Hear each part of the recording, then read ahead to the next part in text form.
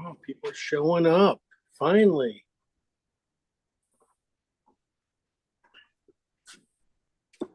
Just clean its brushes.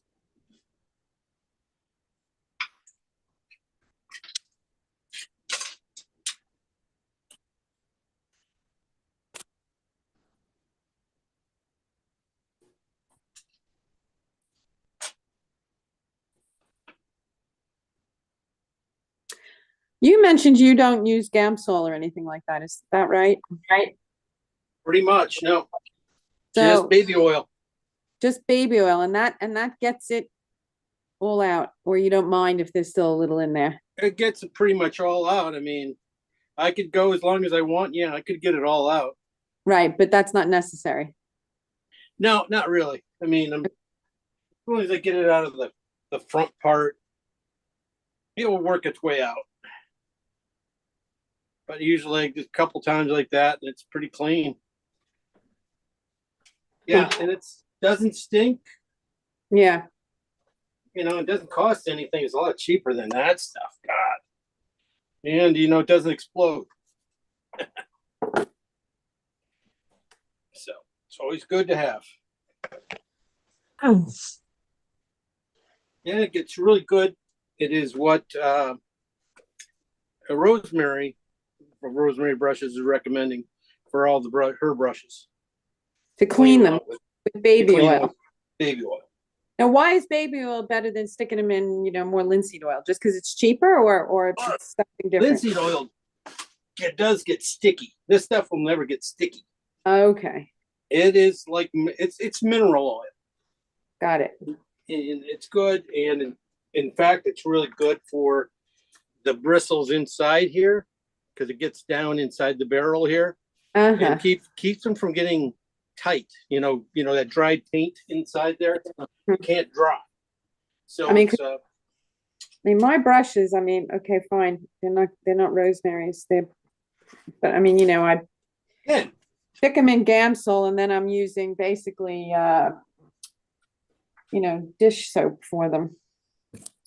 Yeah, one of the things I always heard was you don't want to put water on your oil brushes. You want to keep them nice. You don't put any. Keep them away from washing them out like that. I might try it for a while and see if it makes a big difference. If you're painting like I am, like 2 to 3 times a week, you wipe them out. You do something. They'll stay good for a long time. I don't really care if my brushes go bad. The smaller ones, like anything like a number 4 on down, those things go bad so quickly. It doesn't matter how well you take care. Yeah. Why is that? Why do the small ones go bad? Just not much there, I guess. I mean, really. Oh, can't keep an edge for more than. Yeah, they're really hard to keep an edge. So I even go with cheap brushes that will keep an edge for a little bit. And that's all I worry about. I just, I don't have to be nice to them. They're cheap. I get them. They do the job, and I throw them away. I care less about it. Yeah, I think that's the attitude I'm going to start to adopt. So James, you're saying that you just use the baby oil and you never ever wash them with soap? I have not washed my brushes in 3 years. Really? But I do replace my brushes. I mean, yeah, they wear out. They go bad. They don't, washing them wasn't going to make them any better. Collie Wiston says don't wash your brushes. Don't do that. That's bad for them. Yeah. Because they are oil brushes. They're not water brushes. So, who the hell is he, right? Mm-hmm. He's nobody. So I have a question. Somebody gave me it's an oil. It's a long-handled oil brush, but it's a filbert and it's sable. Ooh, nice. So yeah, but I always just use the bristles or the synthetics that you've recommended. So what would I use such a thing for? It seems rather precious. It is precious, but if you're doing fur or people or things like that, thing is really, really a soft brush. Okay. And it really comes in handy for those light touches you need to put in. Okay. So yeah, it's a great brush. Those are great brushes. But the way I take care of my brushes and stuff, because when I'm done painting, I'm exhausted. I just don't just leave the things. And if I don't get back to them in a day or so, I feel bad, and I'll just wipe them out, clean them out, and start again. And they know the process. They're used to it. If they don't make it, they don't make it. They're not. I tried. The big brushes last a lot longer though, so they can take a beating a lot longer than the little ones. Little ones fall apart, so throw them away. Use them for what you can. That's it. So everybody here, what we did last week, what the heck did we paint? We painted a church, didn't we? You did that wonderful church. Yeah, I know. Nothing but whiners in this class. I tell you, you guys all whined about this painting. Still very wet, about doing this one, about doing that one. Oh, very cool. And it was just, a lot of modeling, just simple gradations of one from reds to greens to yellows to oranges. That's all it was. It's pretty simple. You put those lines on and showed us how to come up with the point in the distance effectively right underneath the window. That was a great lesson, because otherwise the whole thing would have been wonky, and then it wasn't. It can be wonky. Yeah, you're right. And mine's a little wonky because I did miss one of my lines, but I'm just like, it's too much work to go back to it.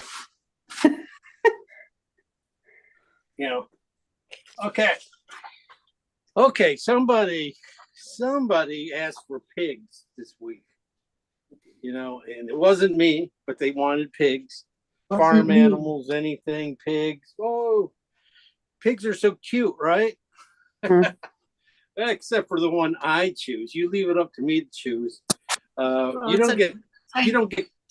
don't get cute pigs. You get something this is a behemoth. This is a big pig. Yeah. It's a ginormous sow. It is huge, you're right. Yeah, it does have those nipples down there at the bottom. So, but what I liked about this, I did look at a lot of pigs. I did look at so many. I got pigged out. I was so pigging it out, I could not, most of them were bunches of pigs and faces of pigs. And it's like, I don't think I could get much done painting wise. I can paint chickens pretty quickly, but for pigs, I haven't had too much experience with. I just wasn't sure how much I could get done. And when I saw this, I go, yeah, I could do one pig really quite easy. The guy, yeah, he's just a plus. But what I wanted to show you guys, which I will talk about in a minute, is how similar the man and the pig are.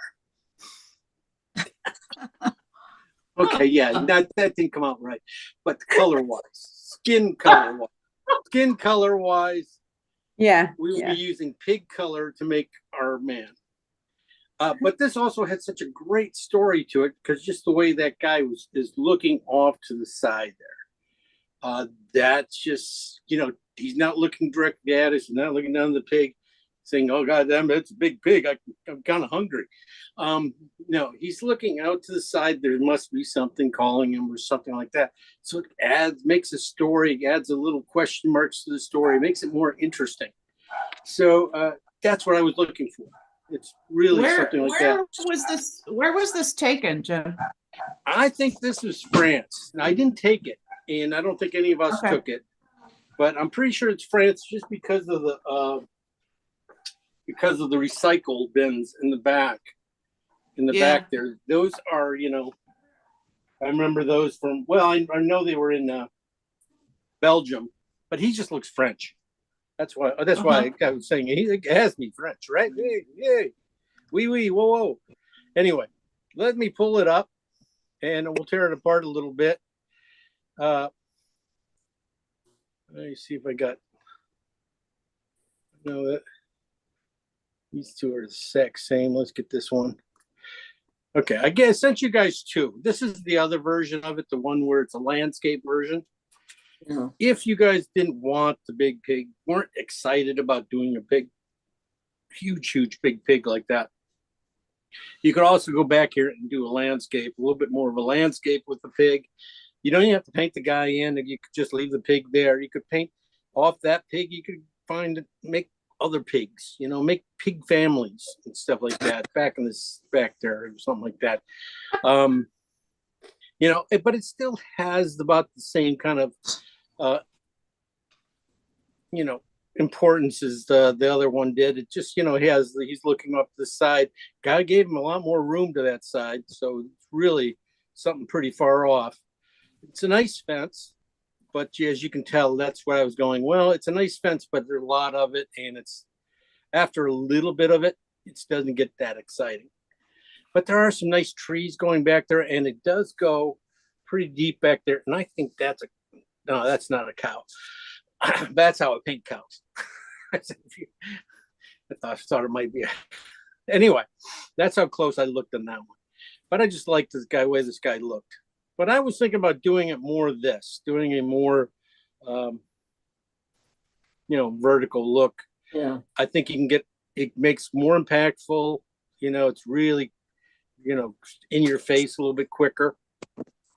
You still get some fence back there. You still get some things back there. And like I said, that even these things being recycle bins, and we could probably don't have to paint those in there. If you wanted to even connect a couple of these things, they could definitely be a building back there. Use a light on them and just connect them. I mean, a lot of times they just connect themselves just by a weary brush making a wrong mark. That's okay. That's great. But yeah. But what else I thought they were little pig houses. They could be a little bit of pig house. Yes, they could have been. One's made of sticks, one's made of brick, and straw. One was made of straw, right? Right. Okay. Anyway, the background. Until I wasn't a farmer. I'm not a farmer either. I might play one on TV, but I'm not a farmer. What also looking at this little teeny things I like. Goofy things. This is me. This is what I look at. I look at little twigs and weeds like this growing up really thin and stuff, breaking the line, drawing one shadow to the light and pulling it back down, pulling the fence back down, that kind of little stuff. I always like that stuff. And then up here too, the same thing, almost trees reaching in, just a couple leaves, kind of a little voyeurism going on. We're seeing through here and stuff to also it makes this story more powerful. A lot of green in this painting. Lots of green. And it's kind of weird. Because this green way back in here, that's really a warm green, isn't it? There's some warm greens and dark greens and stuff going on back there. And the ones in front here are not quite as powerful. They're more lighter and they don't have, that much, color saturation, yellow saturation. But they still come forward. And the reason they come forward is the contrast. There's more contrast in these stones and other little things, the shadows, anything up front here. There's always a little more contrast right here.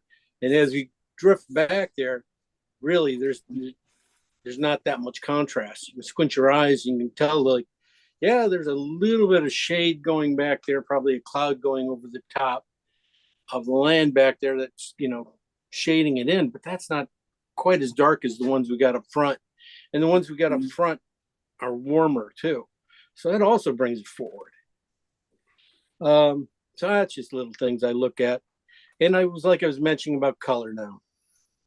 You know, the color, this pig's color here going to this guy's head, how similar these colors are. The highlights in his back being the highlights to his hand. Why not? You don't have to recreate everything. I'm definitely going to probably look for there's some warm greens in here against some of the pinks and stuff. So we're going to be mixing up one color and probably, you know, breaking it out and adding some greens to it, some blues to it, and mixing it up, you know, so we have a bunch of, you know, colors to play with that are going to be built off each other, so we can use them so easily in this area. And they should be able to work right in this guy's face too. His shirt, very simple shirt, very simple pants, nice bucket the guy has. I just think this one had a lot of good story to it. And you know, being from an illustration background and stuff, I always know how more important it is to have a good story than it is to have great technique. You know, I can really, you know, paint the heck out of it, and if it doesn't have really a decent idea, it's just going to sit there. This one has a decent idea. Okay, design wise, it's pretty good. It's really pretty good. Everything's there. We got some foreground, middle ground, background, probably a couple backgrounds going. That's why I didn't feel bad about cutting off some little things I would think about changing just for me. Maybe angles. This angle here isn't too bad. It raises uphill, but if it raised up just like one little bit higher, and then this berm back here of thing just went up a little bit different, you know, just a little bit higher, trying to create the Z pattern a little bit in here just so it goes back, and, you know, like that. It'll always be nice. You know, we also got the pig here too. Nice line on the pig. So that's always little things I'd look, you know, think about tweaking. You know, and if you don't, you don't. You know, it's still some good things going on back here. Little other things to look for, especially if you do this berm like this. Look for this light. You got to have this light. That little thing there, very important to break that dark line. You got to break it, or it will become a dark line going through pretty close to the middle of your painting. That's why I was saying you can tip it up a little bit. It won't be quite as, you know, cutting through the middle. That's what we don't want one just going straight across. Oh, just like that. Don't want that. We would rather have, if you could have it go this way a little bit, you know, and still get everything in, but still get these guys in, that kind of little breakage, anything we can find in here just to break that line so we can get across, just like a bridge. I mean, we got to be able to get across these things. It gives the eye a place to go through and move around. That's what I'm always kind of thinking about, and that's what I'm thinking about on this one too. Okay, color wise again. Okay, you can just see the color in this pig. Nice shadow, nice little box. And the shadows, again, are very important. And look at that shadow. That is a great shadow. That's one of these things I like to point out is, you know, how strong that shadow. It starts kind of thick here, but it gets like a hairline to there. You know, those thicks to thins are always really impactful on a painting.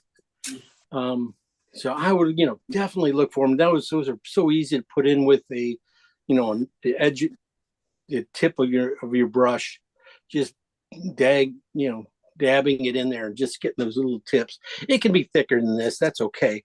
But, you know, really try to get how thin you can keep it. That's always neat. That's, you know, good thing to look for and try to strive for. Greens are definitely a lot of greens, like I said. And that one green, yeah, that's going to be probably a problem, but I think we'll get across it. I think if we put any little more red into it, I think it has a touch more red to it. That's why it feels a little grayed out. And that will help bring it forward. I like the dirt color too. This dirt color is kind of cool. This it's kind of has a little peachy to it. You know, and if you look at it, you know, yeah, we're probably going to come close to it really quick. Just painting the pig and stuff. We'll probably take that pig color, you mix it with a little bit of green, you're going to probably get this color right here. I'm thinking. So a lot of the colors are just going to be interchangeable a little bit.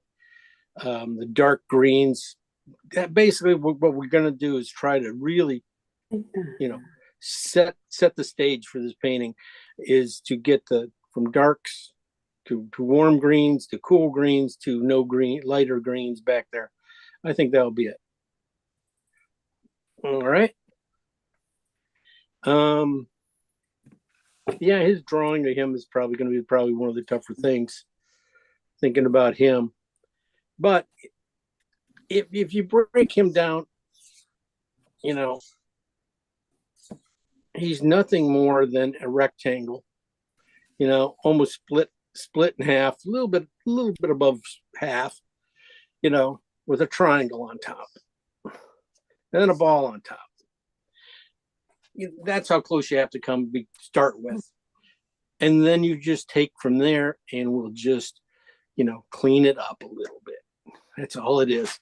Really, if concentrate on the light, if you concentrate on the light in this proportion, you won't have to. I don't really want to see this guy's face. I don't really want to know him. You know, he's, you know, yeah, there you go. He's, I don't know. Yeah, I know. A little caveman-ish. He really has a brow on him. You know what I mean? Coming from a guy who has a big brow on himself. So we're probably cousins. So I can say that. Anyway, that's what I'm thinking about on this one. Really warm, washed out, some gray colors against some little more rich greens, but you know, not too much. We might have to fade the ones in the back down a little bit when we get to a painting than it does in a photo, but I think we'll be all right. All right, that's about it. Any questions? God, that took 20 minutes. I can't believe I talked for 20 minutes just like that. Anyway, I do that. All right. Let's get to the paint and have some fun. You know, we got to get going here. We got big pigs to paint. Can that be painted loose like you did your chickens? Oh yeah. I have a problem with that. Can you show us how to do that? You have a problem with me painting loose? No, with me painting loose. But I want to because I like the look of it. It's one of the things is you just have to have trust in your drawing ability a little bit, because you know, you guys seen how I start my paintings. They're pretty much, you know, little scratches and then they build out. Basically, I'm looking for shapes. I paint shapes. You look for shapes and you build those shapes up. We'll talk about it. I'll definitely help you out.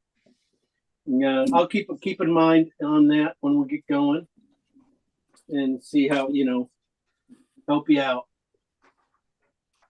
Okay, colors. Nothing new here. We still got white out, and we got cad yellow light. We got some cad red light. Got cat orange. This is again Ochre. ochre. Oh, hey, thank you. Sorry, I didn't realize I was on mute. I'm going on mute. Red oxide light. I have Lizard Crimson, or this is in fact a Rembrandt. This is Rose Madder Deep, permanent Rose Madder Deep. Cobalt Blue Hue from Utrecht. Phthalo Green. This is phthalo green. I did this on Saturday. This is phthalo green. This is phthalo green blue. There's no difference. They're the same color. I don't know why they say green, you know.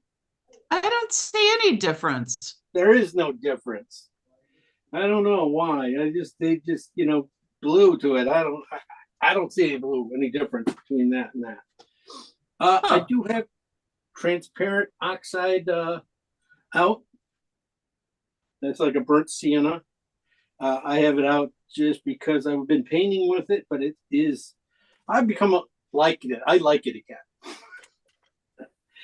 I know you know, so if you have oxide, transparent oxide red, it's a good color again. We can have it on our palette. I also have some burnt umber out. This is some, this is a blue. This is some blue I had out for something else, but it's, that's a certain blue. That's phthalo blue. And I'm not going to be using it. Jim, I say what that, but I really won't be using it. do you use? What's my main blue? Yeah, This is a cobalt blue hue right. by Utrecht. Okay.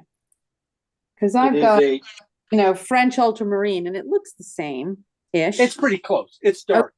I'm looking for the darkness and stuff. Right. Yeah, ultramarine just doesn't get there for me. And being my dark colors, you have so few of them that you know, having that one, I just need that one up. All right. Most of the colors you've seen here now are in the green tones. This is a pretty good printout, really. So you can start to see the warmths and stuff, the greens we need to get. So we're gonna mix up a few of these warmer greens first, and then get to some cooler ones. So I think the warmer ones I want to get up in here in this middle area. So, of course, we'll start off with phthalo green and phthalo green blue. Same color, no difference. I'm gonna go with, if you have transparent oxide, I'd be using that. Try that first. You're gonna find out it's a pretty weak color compared to phthalo green.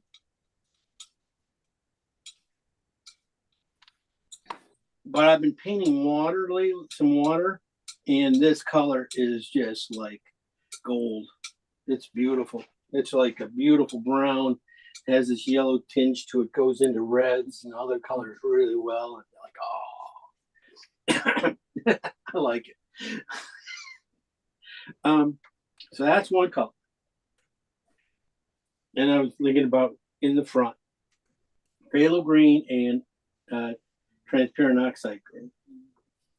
Next one, I want to try the other side. You can show you here what's different, real big difference is between phthalo green and oxide red light. See, oxide red light is not transparent. It's pretty close. It's pretty light, but it's not a transparent color. When you got transparencies, they're really good, really great for the bottom of a painting and the building off of stuff they have. I just love that. They give you a lot of nice extra shadings and things like that, and transparent movements, thicknesses and thicks and thins in the brushes and stuff. I love that. Okay. Can So we, James, Yeah. can we use something else if we don't have that? The transparent oxide light? Oh, it's not transparent. It's just oxide light. Yeah. Okay. Red So light. If you have Terra Rosa, Yes. okay, same thing. Pretty close. Okay. Terra Rosa or even Venetian. Okay. Those colors work great. Okay. Thank you. Yeah. You're welcome. Don't ask again. I won't let you do it. Okay. All right. All right. So those are some warm greens. Those are going to make up pretty much the painting right there, at least the beginning and stuff of the painting. We're going to need some farther away greens and some things like that. So we're going to keep going with the phthalo green effect because I need to, you know, I know this color is going to mix up a few other places, you know, fall into his pants and some other things too. So, but it's alizarin in phthalo green. They'll make a nice purple. That's probably just a little bit too much on the red side. But that could be in his pants. Right, you know, not in his pants, but on his pants. That kind of thing. All right. And then this one, just a little bit more on the green side. When we tone these guys down, we'll just, you know, take it easy. We're going to find, you know, the color of his shirt probably out of one of these colors too. I wouldn't doubt that. Let's see. Last green. Okay, last green. I'm going to go with I think it's a cool green. I probably see. Let's go with another one. Let's go with blue though. Let's do a couple blue things. I can do a blue green easily with just blue. But I would probably start with, you know, I'm going to need a few colors out of the blues too. I'm going to go with oxide red light mixed in. Because I know if I don't get, I know this is can be his pants really easy. And this is a great overall color for like skin too. I mean, crevices of skin in these creases and stuff. You see this little hair of warmth. You know, in those creases, it's dark and it's just, you can just see a little bit of red in these things, like it's underneath his chin and stuff.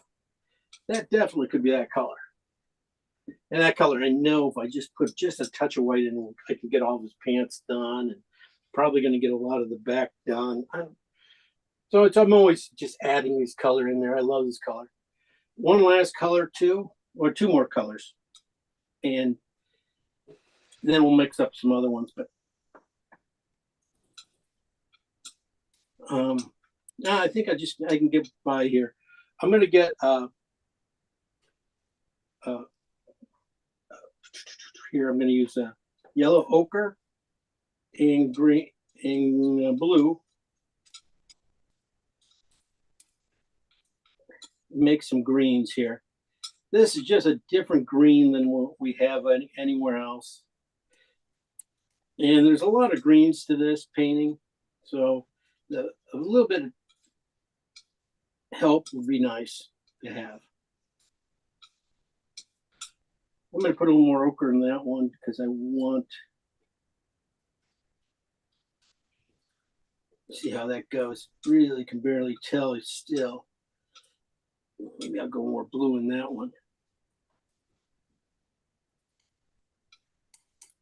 There you go. Yeah, now you can really tell the two apart. You know, I don't want. That's one thing you want to have is really be able to tell that each color is different, because you don't waste space on your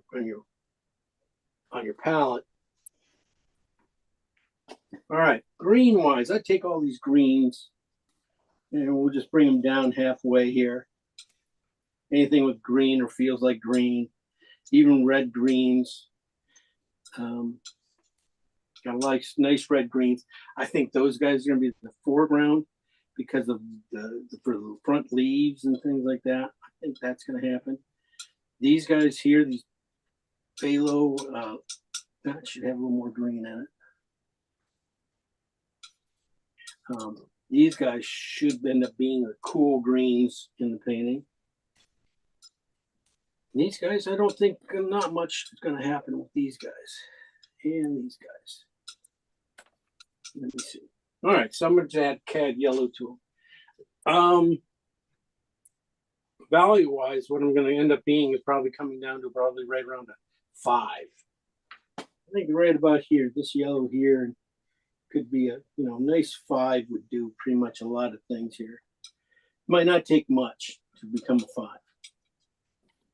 So if you, it depends on your cad yellow. I have a really good cad yellow, good tinting power, you know, and really rich.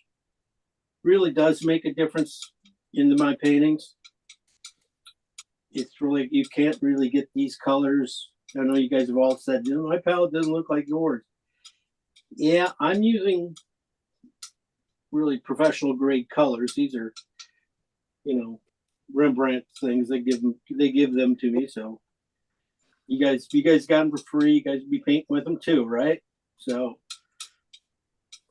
but I have painted with crappy paints, and I know that it is harder to paint with crappy paints. So now you can see these greens showing up here a little bit nice. Now you can start to see, you know, now you can start to judge when you get these greens. Where can they fall? Where do they fall? This falls back here. This falls way up front. So this is a good one. I can tell there's warmth and it's going to come up front. This one should be a nice, interesting green.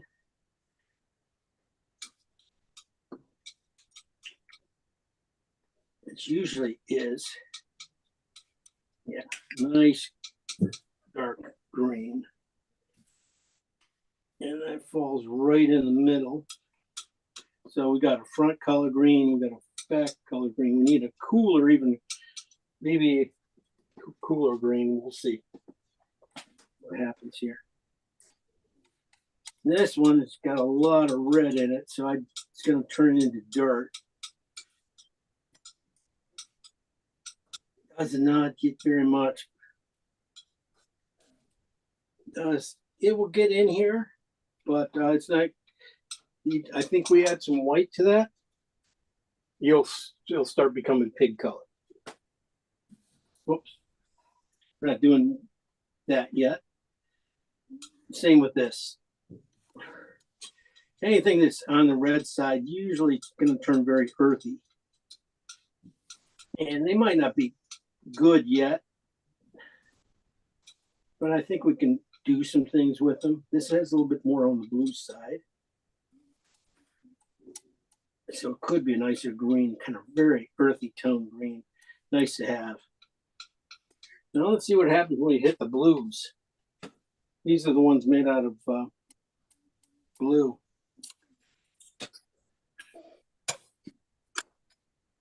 Now that's a nice green. Now that's really a nice green.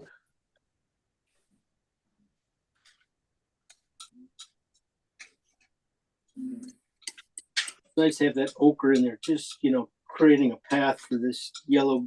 Because if you put this into that regular blue, it just becomes kind of really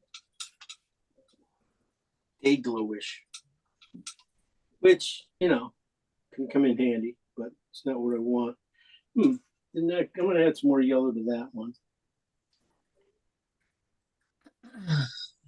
Okay.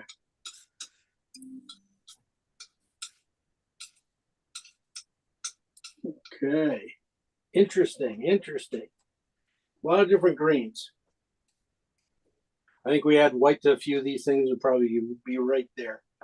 Before I do that, I'm going to start looking at pig colors and in the reds and stuff. I'm going to go back in here. Take this blue. I'm going to probably mix these up again. This is just blue and oxide red together. Oh, that's going to be on up over here. Too much. And then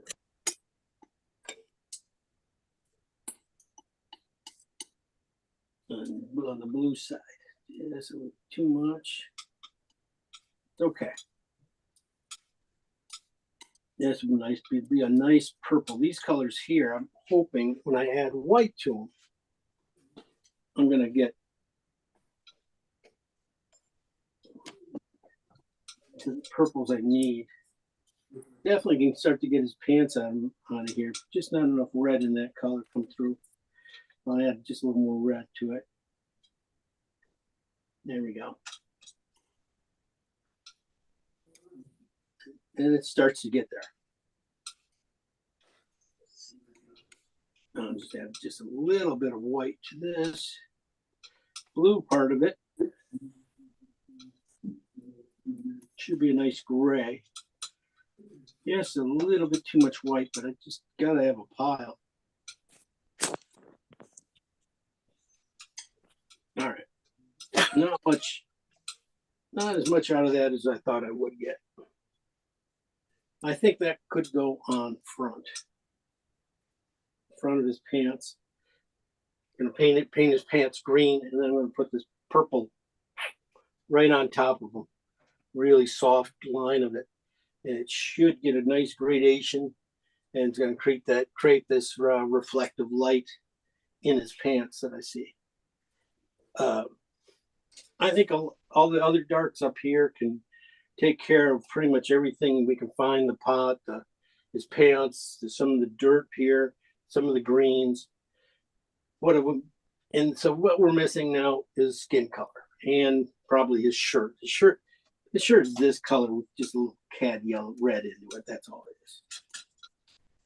Just a little more warmth in that shirt with a little bit of white, and you pretty much will get it. And then just a little bit of white, not too much. And then if you took it and added a ton of white to it, just like clean out your knife, added a good amount of white to it, you're going to get the highlight probably. Yes, might need just a touch of yellow to it because of the sun. Yeah, you can see I'm just a little cool on his shoulders here. And yeah, and that's only because of the sunlight. You put just a hair of yellow into that color. Yeah, and you pretty much got it. Okay. And that's a lot closer. That's all it is. Looking at that sun, yellow sun, going to be in a lot of things. So when we get to the skin, highlights in the skin and things, you're going to have reflections of blue and you're going to have reflections of sun in it. Okay, let's get to the skin.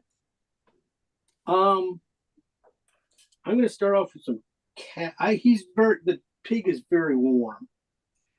I'm going to start off with some cad red to get that going. I'm going to put in ochre, a little bit of ochre here to tone that red down a little bit. Maybe I'll do two versions, one on the red side like this, split it, and add a little bit more ochre to it, and see how that goes. That's gonna be just a little more ochreish. There we go. That might not do it, didn't do much. But as you can tell, that is the right realm of going color-wise to go. That and all these other cadmiums together should really do a great job on this pig. Let's take those colors down. This is really red, almost too red. And I'm going to I got a little bit of yellow and then get a little bit of white. Let's go for the value of that big sow. His skin color value is pretty much really dark. It's really probably around a 7. So not much white at all. And that's the thing about sometimes looking at red. Because you don't read, because it reads so fast and so quick to us, you don't realize how really dark it is. So this, if I squint at it, this is going to be way up here, way up there. So this red here probably just gets a little bit of white to it. Not even that much. Yeah. Maybe instead of white, I'll use orange. Just figuring this out because I'm trying not to, you know, make this too rich. That'll work. This will work. I'm gonna steal a little bit of white from that and bring it back down. Take that rich. I want to keep it rich.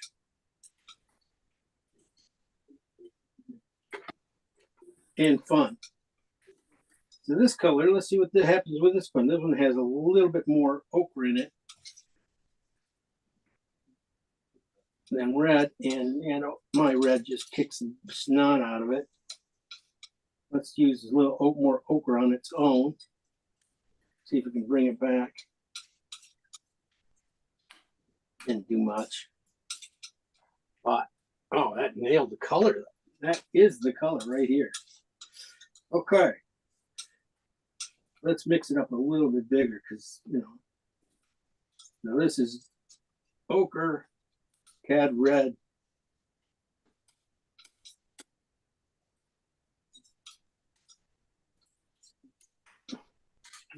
Basic color is really pretty close. Probably could go just a little bit brighter and just a touch of cad orange into it. There we go. I want to richen it up because I know if I add white, it's going to gray it out. Because white is basically on the blue side of the spectrum, the cool thing, and so it's going to take the heat out of this thing. So by pushing it just a little bit warmer, knowing that it's going to come back a little bit, that speeds some things up. Okay, let's say this is that color, basically that whole pig. I'm gonna have to paint it. It's too boring. This is gonna be too boring to paint, you know, one flat color. It'd be Porky Pig if we were doing that, right? We'd just be doing it. Don't need a whole lot of paint, but we do need a few. We need some other warms. We need some greens added to it. I'm just gonna take these greens. I have added yellow to them because those are probably a lot of things that are reflecting already into it. Definitely take a green that's probably like a little more yellowish to it, and add that to a pile. You could just see how that just deadens the color a little bit more.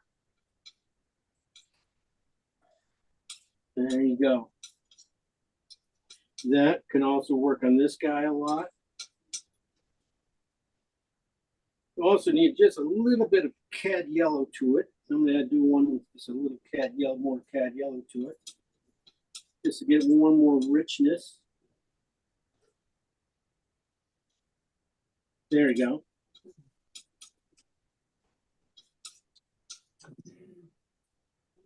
Not a whole lot in there, but maybe just add a little bit of white to it.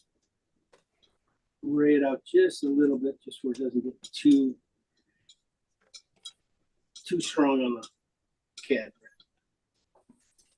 I need some blue added to this color, or it might be a lizard. Let's do a lizard.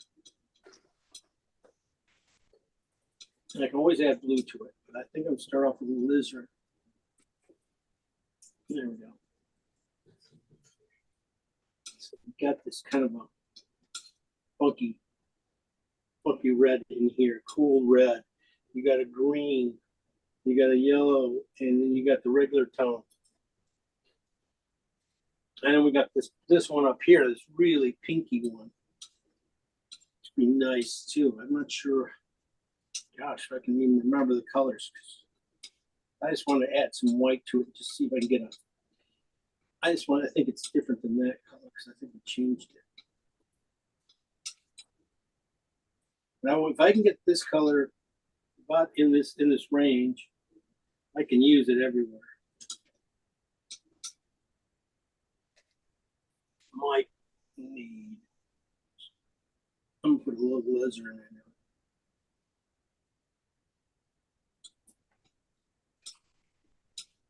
Yeah, that's kind of cool. Really makes a lot of different colors for this pig to play with, right? This one I like too, but I just think it's just too funky. I mean, it's just green to it. Just straight, little bit of scratch or phthalo green to it. You get that green to kind of just show up.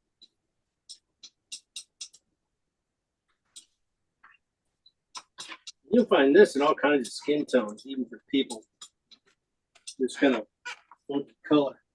It has just a little bit of phthalo green in it. It works out really well. You can definitely, I see it in this pig's feet and around his snout.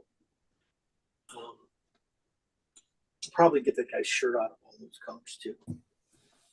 We don't have to worry about sky. We just need a couple more yellow. We need just a couple more brighter yellow greens. And I probably don't need all these. I'm just going to take these, I say cool greens up here. These are cool. They're on the warm side. These are a little bit on the cooler side. Add just a little bit of yellow to them.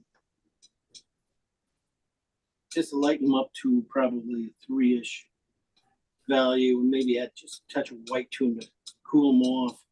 I think I'm going to get one of these or more will end up being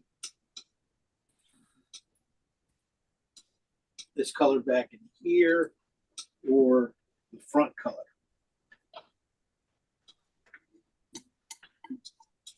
And then these other ones, I don't know why I made up so many. I'm just showing off. Usually I would never, if I'm working by myself, I'll probably make up one green and that's it, you know, for my painting. I wouldn't go to this bother. Right? I don't do this because it's an exercise to keep you guys busy for a couple hours. Oh, you guys believe that? I got some land to sell you down in Florida. We appreciate that, Jim. I always mix up some more colors than I ever will need. But that's just, it's fun. That's just fun. But you know, all these greens are just, well, I'm partial to green, so they're great. I just, yeah. Good mixes to have. Good mixes As to have many on. as you, there you go, right here. Front color, green. So just adding just a touch of white to a few of these yellows. Just a touch. We'll take it. There you go. Do everything you need. So definitely these guys right here can go front. Let's see what that guy does. I'm not adding hardly any white to them too. Not like trying to change the colors too much of richness. I want to keep that going. And that's going to be up front too.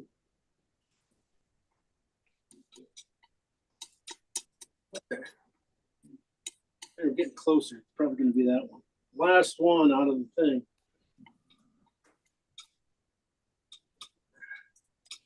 Last one off the cart. Pretty close. That's it. Both these guys can work back there now. A lot of brightness. I didn't, you know, sometimes it's a thing, just making these colors up, even though it's going to take a little bit. Like I said, this guy's skin tone, he's pretty much going to come right out of these colors. You can use a lot of these things. Highlights for the pig and the guy. Okay, that's warm. That came from there. That means a red one. Gonna be a red one. We need a red highlight. Need a blue highlight. Need a yellow highlight. So this is a red one. That pretty much does it. That's a pretty much really close. Probably a little pink to it. A little purple to it. I always find that. That's going to come in here. Good, good, good. So grayed out whites. So do my last colors. I promise that's it.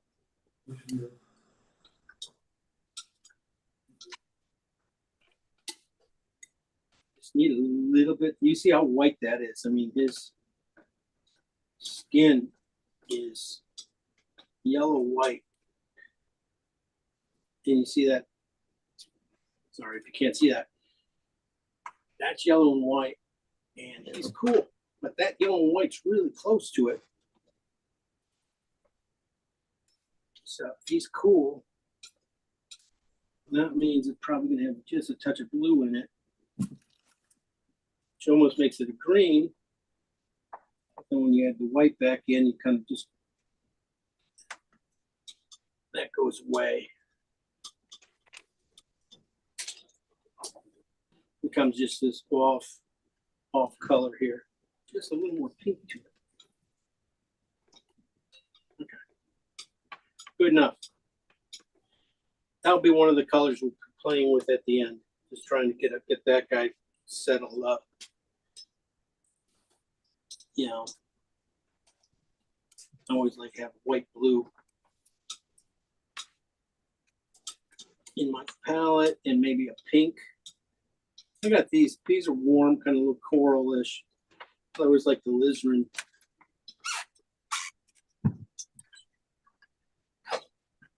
Pinks. That's what I was thinking. So you can see it's just not there.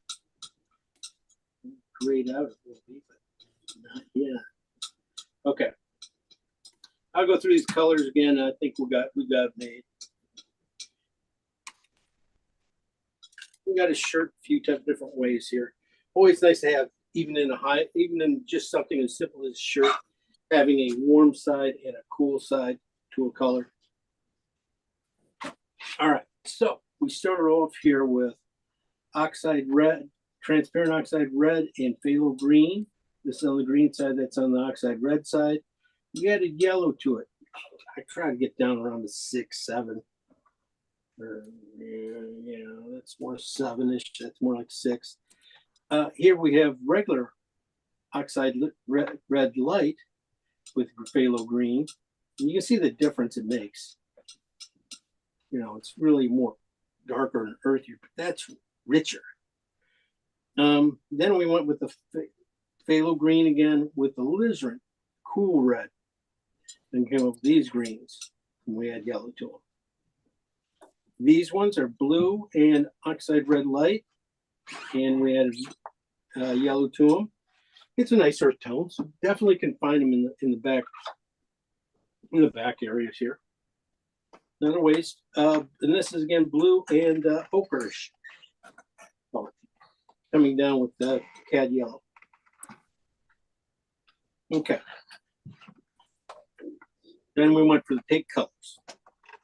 Pig colors, I went with trying to keep them really kind of rich. And so I wanted to go with cad red and ochre, trying not to let it be cad red and yellow. It's just so strong together, it's just going to blow it out of the water. So I went with the ochre, neutralize it a little bit. Then I added some cad orange to that because it just didn't get to where I wanted to be. This is the ochre side of it, which I ended up being a lot closer to the pig color I liked. I took that, I made a big enough pile with that. I split it. Here I added cad yellow to it. Here I added a little phthalo green to it. Here I added alizarin to it. So I have a little 4 colors I know can work together. Down here, I just took this side of it, of the cad red side of it, brought it down. That's just white. This one I added a little more alizarin to it. Got pretty good, close to it.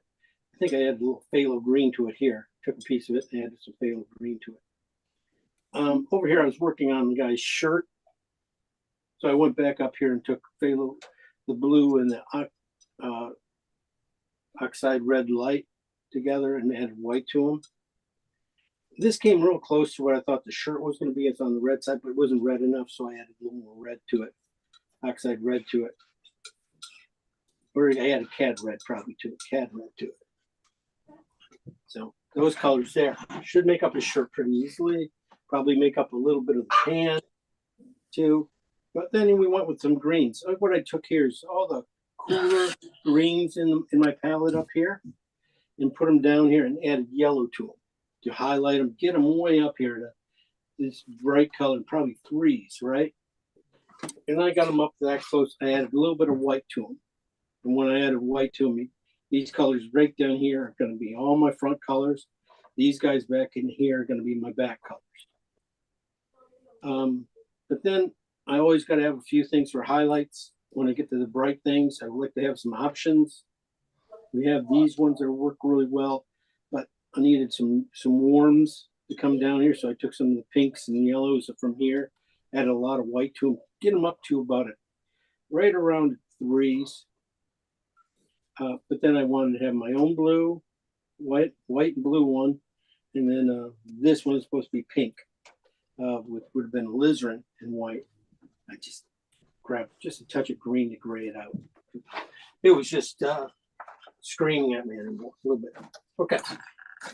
Those are my colors. I'll probably tone this with oxide red, transparent oxide red. It's kind of like a burnt sienna. So if you don't have it, burnt sienna would be a great color. I did not use any burnt umber in this painting. So didn't think I needed it. I think we got it. How are you guys doing? You guys good with those? Yep. Okay. Here we go. Coming back at you. 8 o'clock. We got an hour and a half to block this sucker in. No goofing off. Play it square. Here we go. Bring this in. I'm going to tip it up a little bit.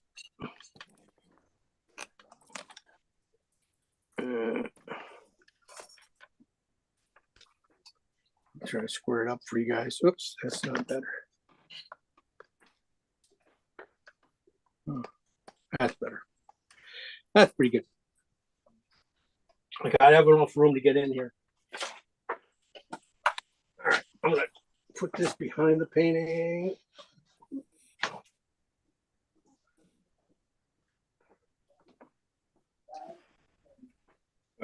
Okay, that's what we're doing.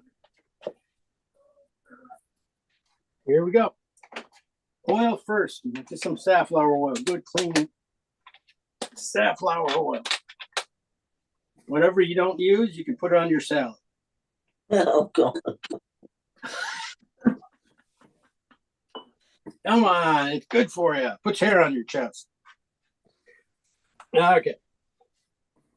Here we go. I'm going to tone it with tone it, draw it in real quick. You don't need to be too precise again, because this thing is, just as long as you get that guy and the pig in the right spot. Yeah. That's really about it. I'm going to make sure, you got a nice pounded dirt. I didn't really make a dirt color for this either.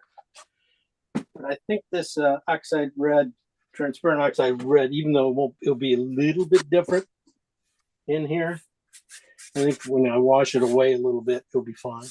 But it's also good to get this color in this area here. So, all right. Fence and berm. Gonna make sure they're up high enough. Trying to feel it. Feel the spot.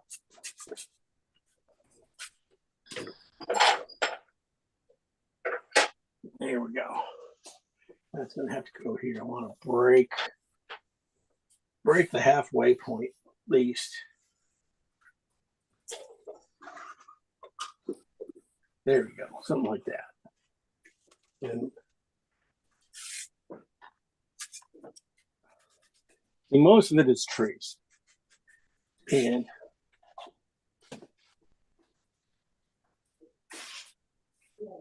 not a whole lot to do. They're mostly round trees, nothing major shape-wise.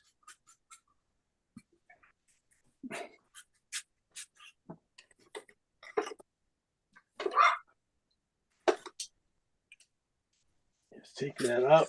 Toned in. Okay, blocked in. Like that? We're all blocked in. I'm gonna move this. Make sure I don't have too much things in the exact middle of the painting up there. they start to line up pretty quickly. All right, rub it out a little bit.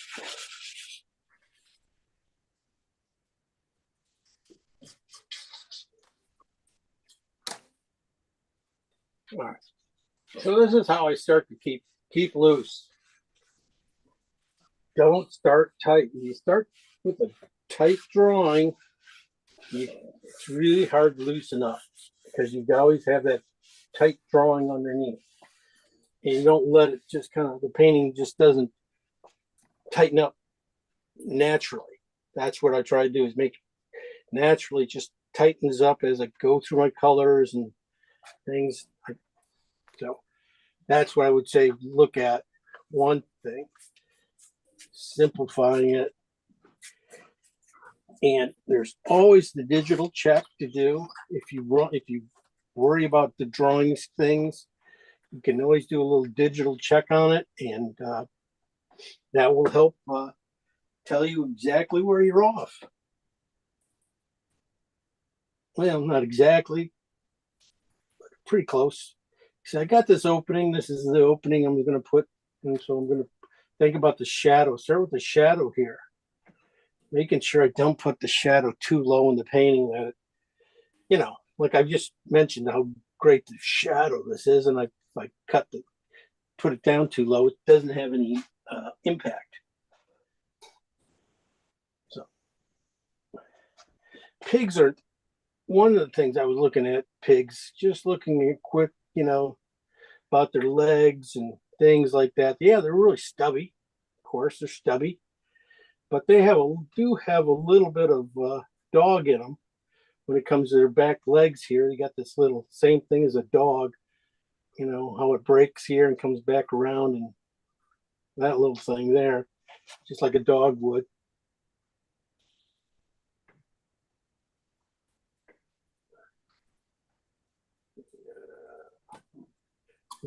But I might have to bring this guy over. I made too small a pig for this thing, which would be hard to believe, right? So I'm going to move his leg back one step. His tail comes here, probably just a little bit bigger, but nothing bad. I mean, he's just like an oval, you know, bad oval. Big old head though, man, they got huge heads.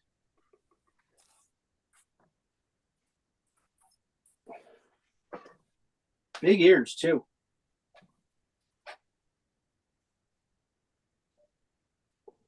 The weirdest thing is if you ever go to a grocery store and you see you have pig heads in the meat aisle and stuff, you know, oh my God, those things are huge.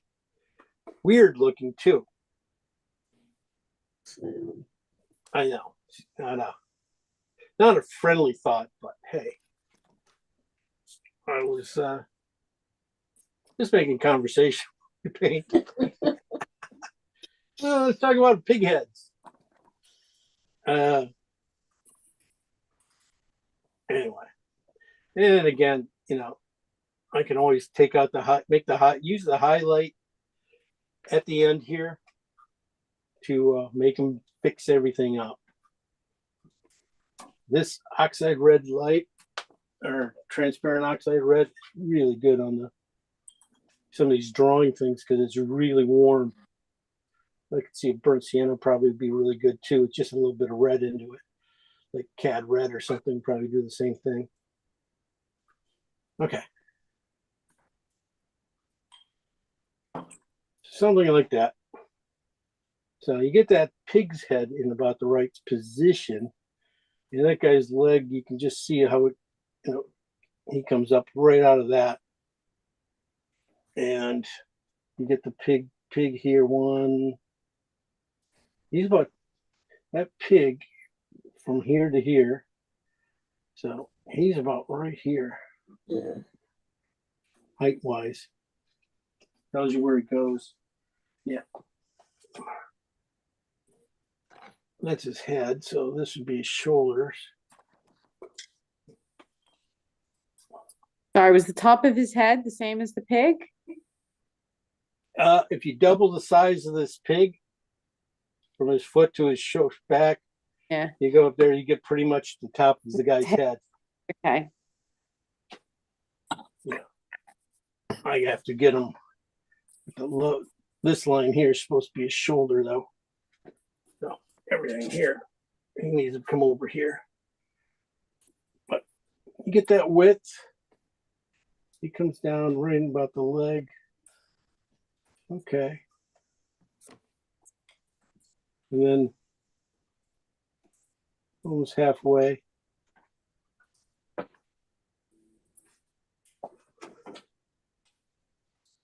And just give him a little bit of a tilt. Don't, make it too even. Give him a little weight on his back or his front here. So, it's not, when you put that shoulders in here, they're not too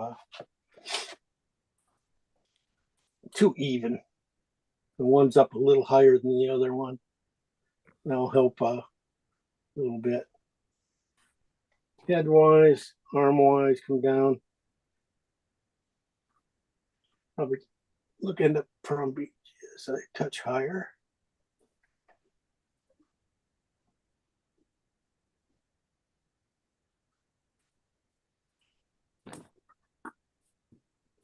Let's see if I got it. Sometimes you just look at shapes and if I draw the next shape and it's about the right size, I can see where it hits on the pig, it's right size. It should be where it got to go. It's like, okay, the legs come out here. Okay. And I come over here a little bit more.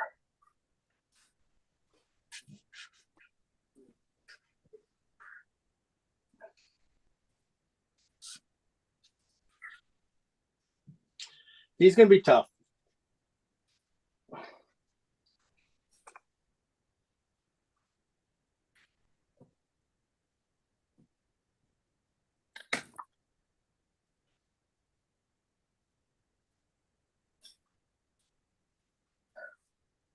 Right.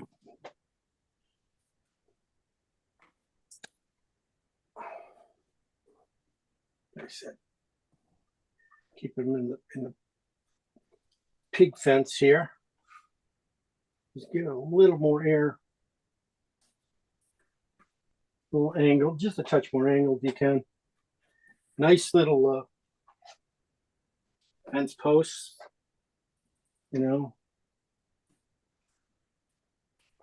already at angles and stuff, so that'd be nice.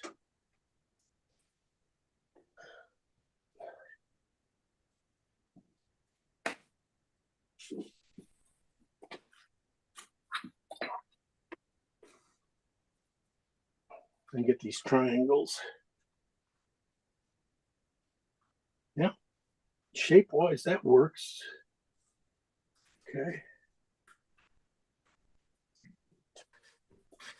Tree here, don't need too much information that way.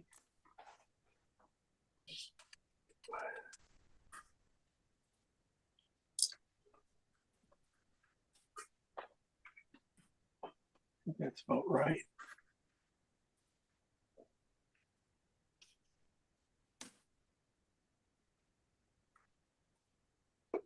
Yeah, I could noodle him out a little bit better.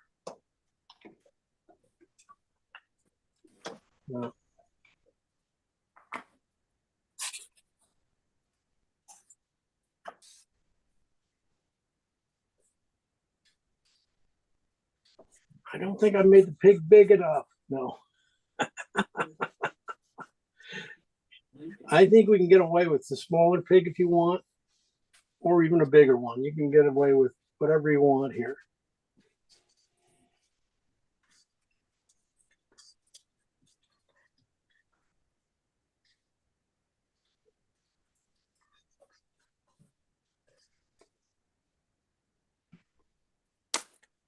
Okay.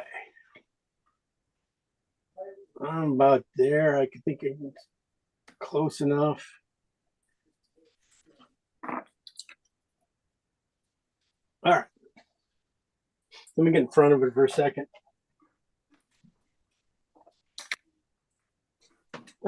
Good enough. We're not gonna be painting him right away anyway. We'll make sure we'll get the pig painted in. Him, you know, we'll get there. We'll get it closed in, we'll get them blocked in. I don't know, you know. You don't want to see any eyeballs on him. He's too far away. Don't put eyeballs in, don't put highlights, glints in his eyes. None of that stuff. Keep it simple on this guy. Okay? Simple. You get a nice shadow. Use this shadow. Use that graphic shadow there. That face. That's what you want. I'm just putting in just a little bit more oxide red into this thing right here, into this shadow here, because I just think it could go warmer. And I'm putting it in because hedging my bet, because I think it's going to be in there. Well, I didn't draw his box in, so here's his box, which is important.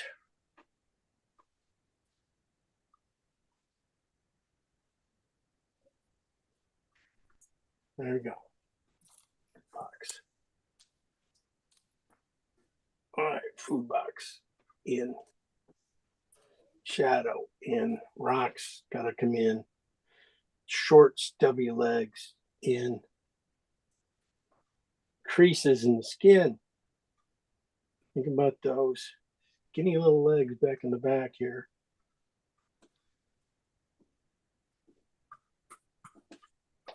I'm going to tone his belly too. I'm going to tone this in because it's really, I'm just going to tone this shadow in too. All right, I'm just going to paint with one color. That's which is cool. When I see that done, you know, when people just use one or two colors to do a whole painting stuff, I think it can be very striking. It really kind of breaks through the clutter out there too. Okay.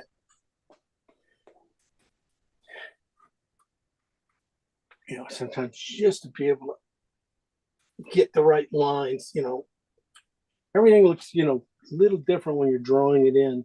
Then you start putting in the shade, then you can start going, you start to feel the form underneath, and you can start going, okay, that needs to go up, this needs to come down. Okay, that should be better. And that's it. All right, take a second to look at it. Don't worry about tails, that kind of stuff. All right. I'm just going to go through my greens. And hopefully I can get these warm greens where I want them right away. Got some really dark ones in here. I'm not going to end up using probably, but I'm going to try them. This is a... Oh, hi. This first one is transparent oxide with red with phthalo green. And again, I'm thinking about this berm again. Just I put that phthalo, that stuff in it. Now I'm just going to come back with the green part of it and work that in. That's a nice rich green. That's a good rich green to remember. Okay. Look for a few other places to put it. It's going to be more in the shadows. It might come back into this one too. This back edge of this guy here could go. That's where being transparent, it really takes a lot of paint to get rid of the transparency. So let's put it down in here too. It's on the green side, so don't worry, I'm going to put it in here pretty lightly. I'm going to put the red side right here on top of it, going to the red side. And I'm going to take a look at this. See, it kind of becomes a brown because this is on the red side. Doesn't need it too much down here, but kind of a green brown. And I was saying, I want this guy's pants kind of green brown, and I was going to paint a purple over them. And so that's what I'm going to put in here. So this is oxide red, phthalo green on the red side. It's hard to tell because I got a little bit of phthalo green, more phthalo green in my brush right now. I just wiped it out to trying to get the brown part of it.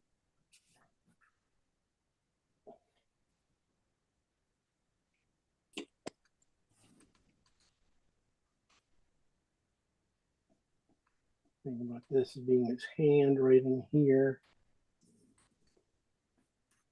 There's a little bit of, a cuff around his boots. So we'll use that. Now I'm going to see where else. I'm going to take this color. Now I'm going to go back to the red side again. I'm going to start to put in this fence right behind him. Just a little bit, weave to it. And what I'm doing is just letting the color kind of just bleed out of my brush here before I can get to the next color. Just get that in here, maybe use it in a few other places just to get rid of it.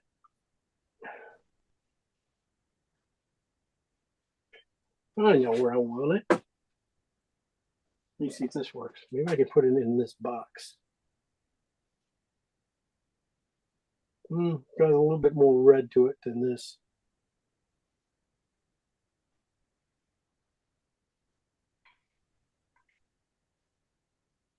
That's okay. It's a good start.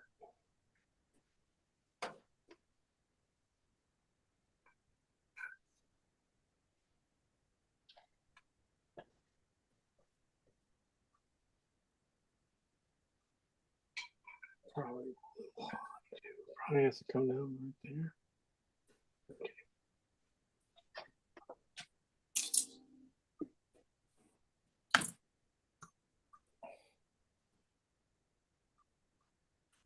And this is just, I'm going to look at it and say, where else could I see this? I see it a few other places that go like,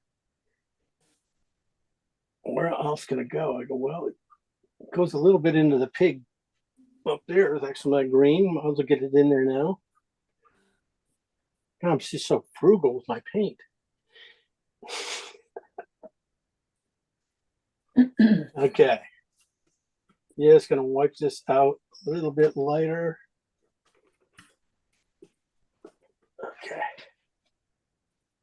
Okay. Let's go. And now I'm going to move on to the next two colors. This is a phthalo green and regular oxide red. And I was seeing it a little bit right here behind his head. There's this tree right here on this edge. I don't know, might not be able to do that. Might have to come up higher. Get that right. Should have came up higher.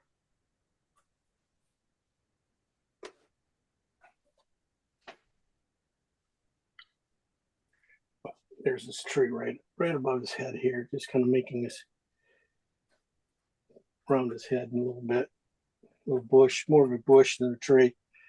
But I can see it on the green side back there.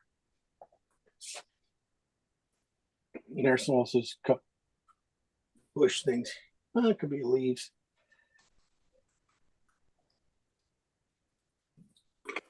Get that up a little bit higher.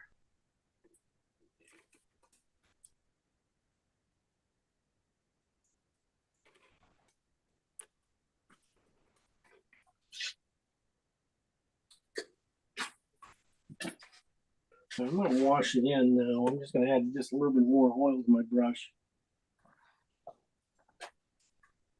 I'm gonna wash it in behind here. I think this color here behind the tree is a cool kind of green like this.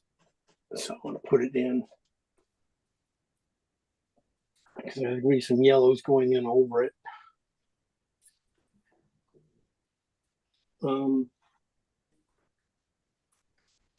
that's about it for that. I might be able to use it. Use it up here. I don't know. Might fit down in here too. Just break up that super warmth I put in here a little bit. Even this color is warm, but that one has so much yellow in it. That transparent oxide has a lot of red and yellow, orange kind of into it. So I'll cool it off a little bit.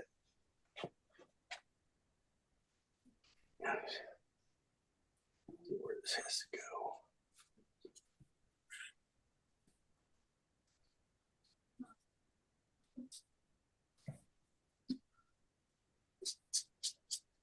These guys gotta come down this far anyway. Just adjustments while we paint.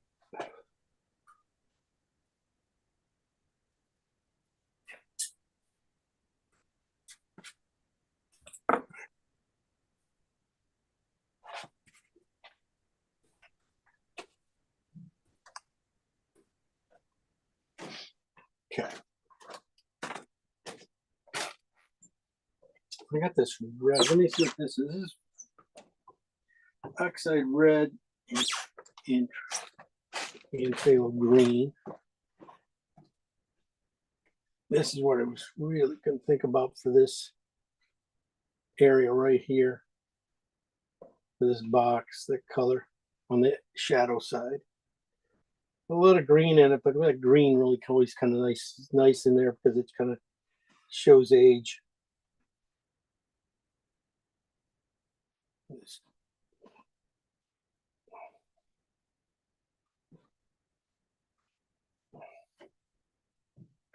Okay,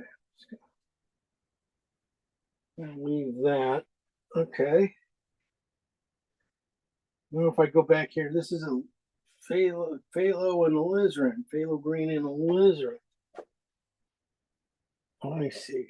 I don't really think this is no. This wasn't the color for the purple I was talking about. The purple's gonna have some white in it. So I think I can probably get that pan out of this color. That pot he has.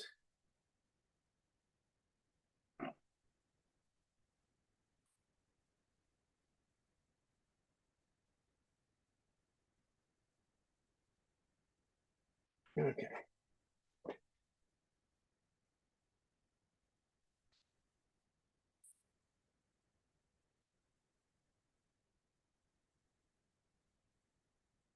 Looking just for a little bit of darker shadows, maybe back on these things here. That's why I'm throwing that little bit of purple into it.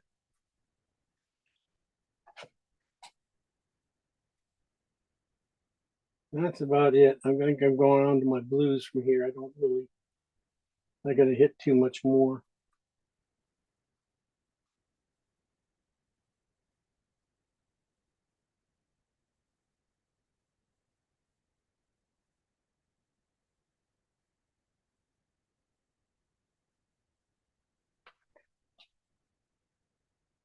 Yeah. On to my blues.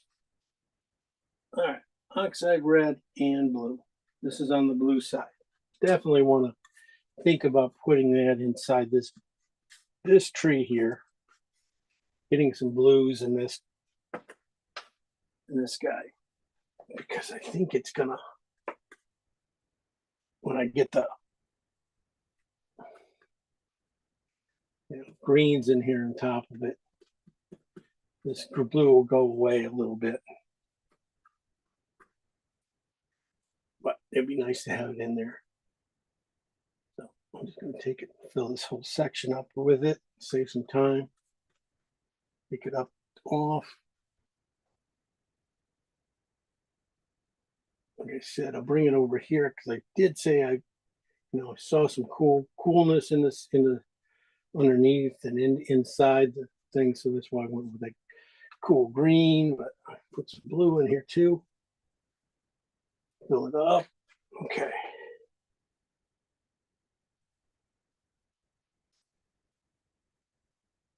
What I want to do too is make sure this thing spins a little bit. So I gotta, instead of going just off the painting here, I want to make sure it tails in, tails up, and kind of recatches it up here.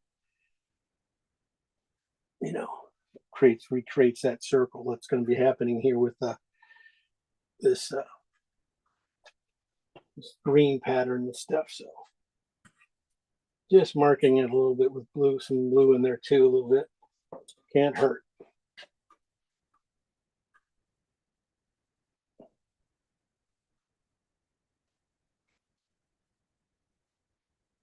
Because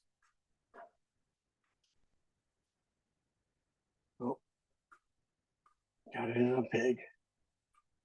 You're a pig. That'll do, pig. There you go. You ever want to know what happened to Babe? This is what happened to him. He will let himself go after that movie.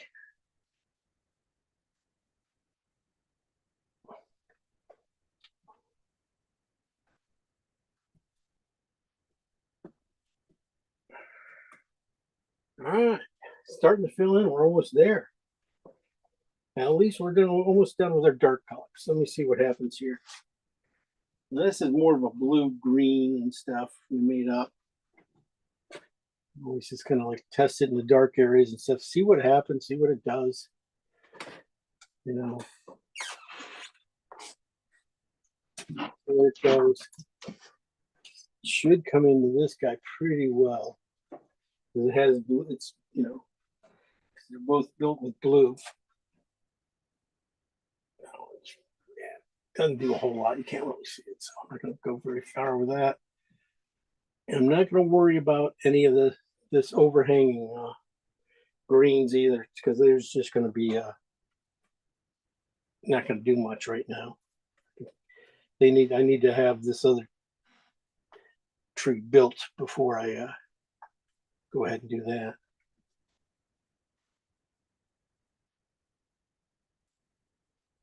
That's the thinking here going on. Loose, keep it loose, just keep it going, knowing where you want things to go.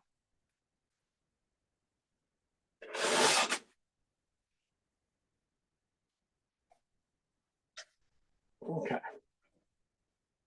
I could use a little bit more rich green. Sorry. Bring over here too. Kind of forgot this area right here because I was looking at those one things in here. Just get rid of those. I bring them back in a couple of strokes, I think.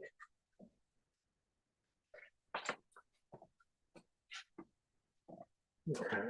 We are done pretty much with our main greens.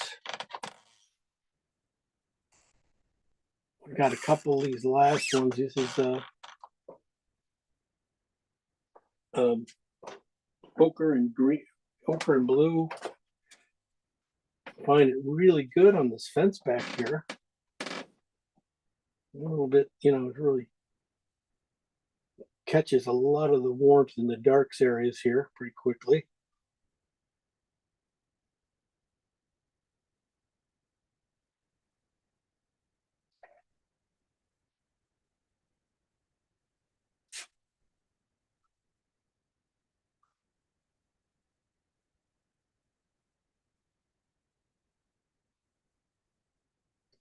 Looking at it going, maybe I could work right in that little light area back in here too.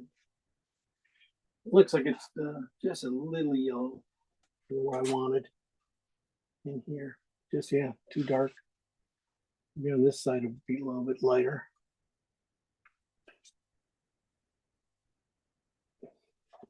Enough.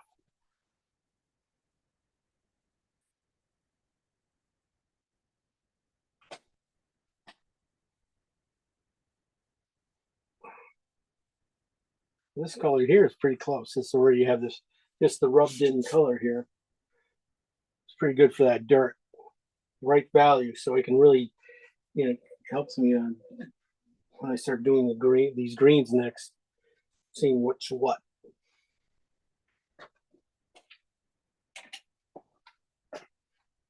All right, I want to see if I can get these middle tones. Those are kind of cool green. So this is first color I'm going to my second colors where I just added yellow to it. And I'm looking to see if this green here, this is a transparent oxide with phthalo green with yellow now on the green side. If this is that, it's pretty close. Might have to go just a touch more yellow into it, but I think I can live with that. So I'm making that, bringing it down, good there. Shadow. How does it work down in here? These colors are going to be a little more opaque as we go.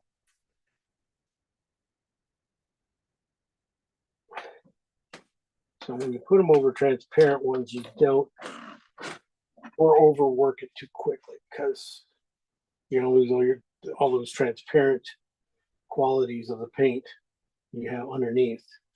You go too quick.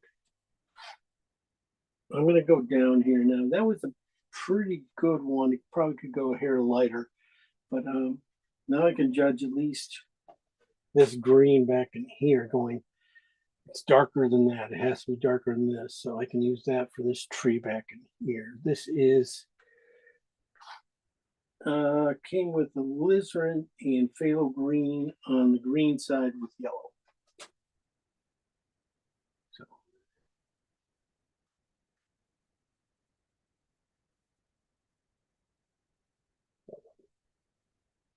it has a little bit of alizarin into it in that color, right above that guy's head.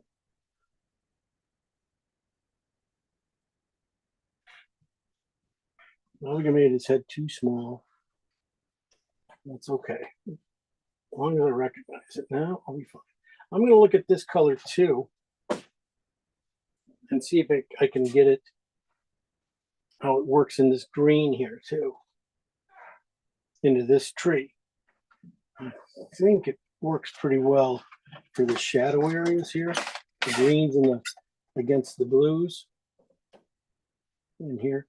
And all I'm going to do is pick out the branches that are in here, let the darks go to that blue. So I'm just going to use this color. When I use it pure, I'll be smart. You know, my first two strokes, when I grab it and use it before it mixes with blue, you know, we work it up top part of the tree. Now it's got a little bit more blue into my brush. I can bring it down here and do all the little cooler grayed out things. It just gives me some distance there to think about. Really creates a whole different color. So keeps it simple. We got other things to work on. So keeping it simple is always a good idea.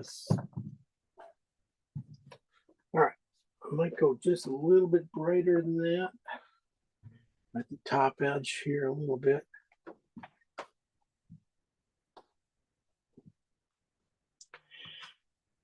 Catch the rest later.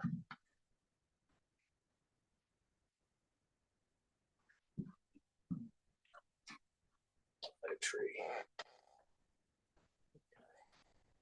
So, all right, I'm gonna look. I know I'm gonna paint the grass in, but I don't. So like I just don't want to get there too soon. You know, we're arriving at the party too soon. It's just no good. So I'm gonna go with some other greens here and see if I can lighten these guys up a little bit, get these guys in there. This one is blue and ochre on the ochre side with yellow. This is what I'm using here. Just a little bit grayed out for this right in here, the sunnier side of this shape here. I might look at it right up here too. Right on the top edge of this berm. Across, make sure it goes right there.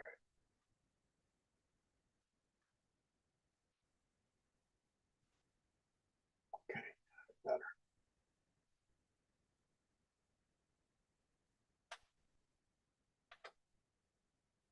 Yeah, starting to mark out a few places here. I got to be. I don't want any lines. I want that back to come above everything. I don't want anything like lining up with that back line here of that pig.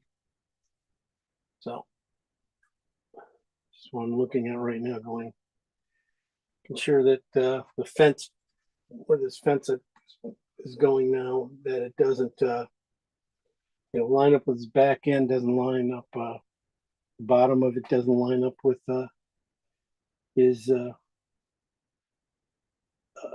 end up lining up with his back either. So it's always a little separate. I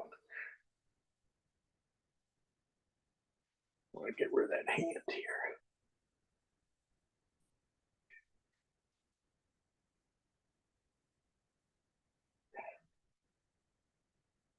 Just change this shape. Okay.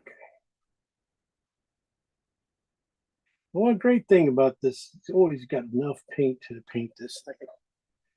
I'm never going to be have to worry about running out of paint.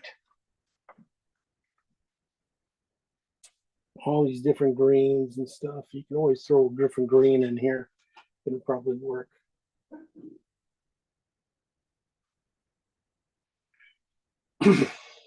Okay. Yeah, we made a lot of greens. I didn't use it, but probably going to use most of them. Well, you'll see. A lot of times you just need it things. Okay, well, let's just get to the big things. Let's move on now. I'm going to put in,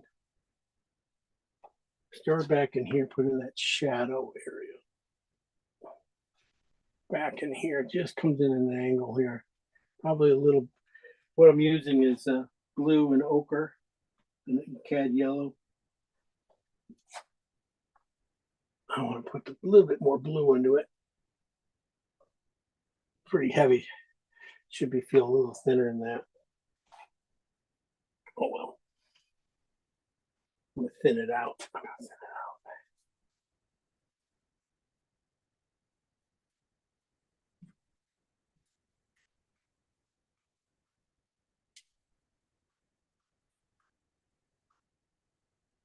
Okay, thinned it out. Let me get too thick back there. But it gives me some distance. Starts giving me some to judge off of. Let's see, this is the yellow I had planned for here. Just a little cooler than the front one. This has a lot of white in it. It's again one of those greens. Okay. So this is the land. It's basically going to outline a lot of the trees here. Do a lot of this stuff.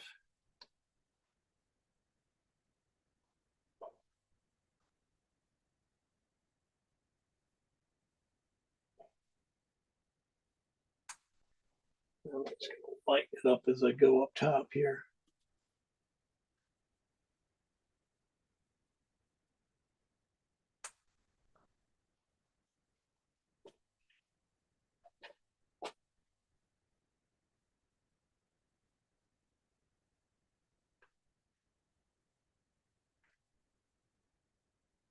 Definitely just want to have some fun with this stroke. I don't want to be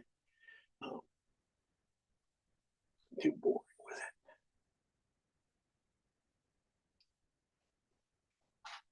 it. Okay, I have to come forward. I'm probably going to add some yellow green to it. In here, or else it just kind of drops. So if you don't use just a little bit more strength to the color here on the bottoms of the section, it won't flatten out.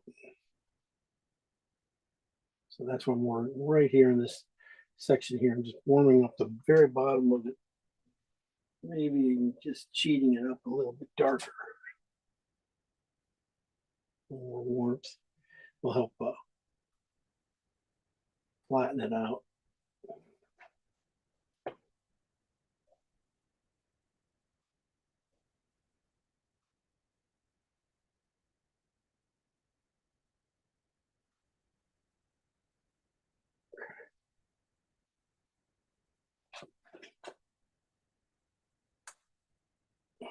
We'll just warm up that area a little bit.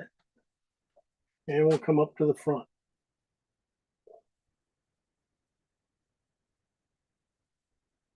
These greens are just getting lighter and lighter.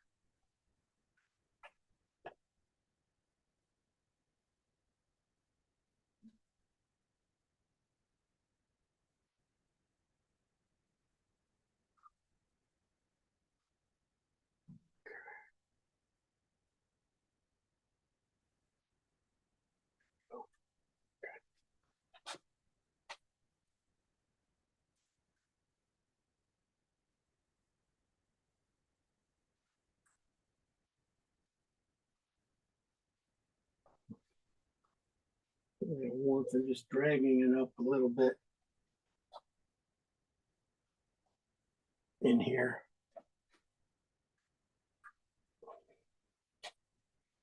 Definitely see it. So this is, I'm not sure what green I grabbed here. Yellow green I mixed up.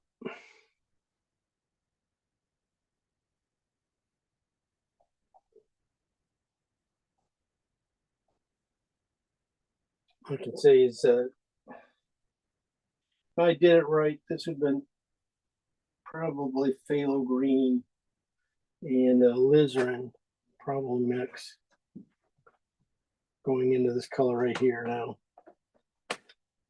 Bringing with a lot of yellow and just a little bit of white.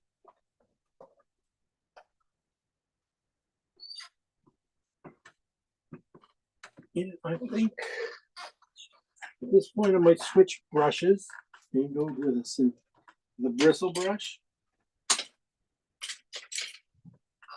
for the rest of this grass up front here.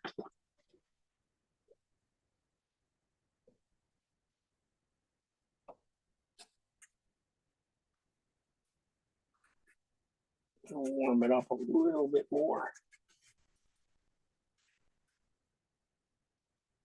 That's what a bristle does. It just kind of scratches paint. Doesn't just take it all away. It just kind of scratches a new piece in.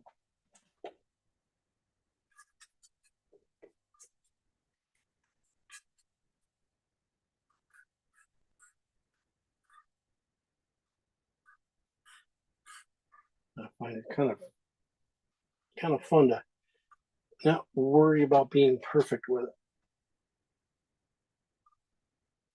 Probably got this guy way over too much that way.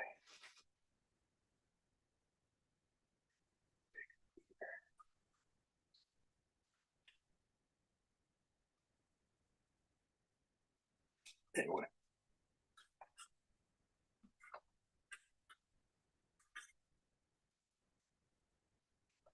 Okay. Well, let's see what happens. It's starting to come forward already anyway. I'm going to go with my yellow and white greens. And you see how warm these guys are. Going to get this in underneath. In this front area, like anywhere in this, inside this fence area. Use this color here a little bit.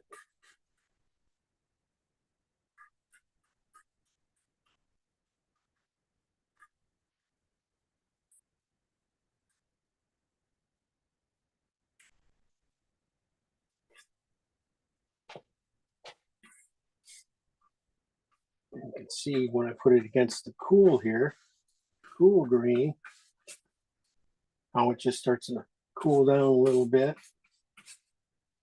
Really, you can start to feel the sun a lot better.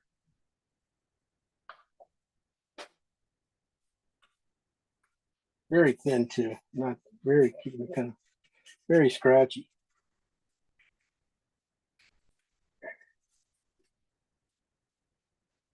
As it mixes in with that green, I can just go on the outsides and get everything else I need.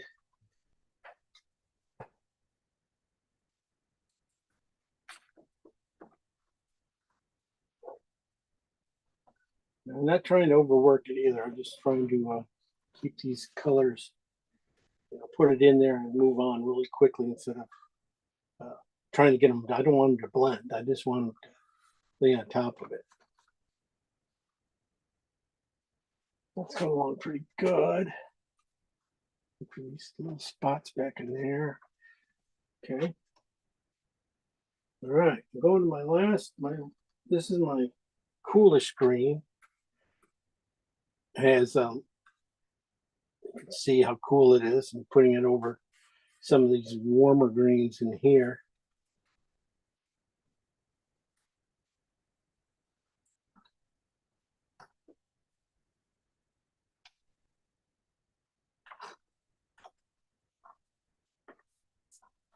I'm trying to get an arc down here at the bottom. I want to kind of flat, so I want to tuck it down a little bit farther. Let it come back up on that side quickly. And then you put the cools over here. The cool is going to go right in there, this side, really good.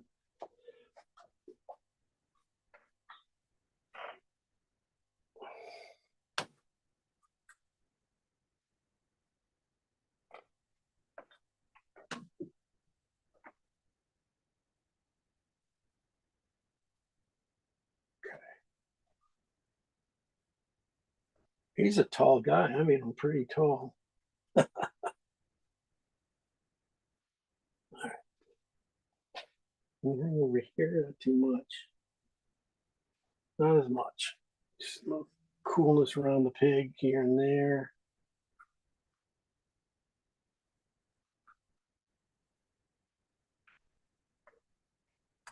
Okay.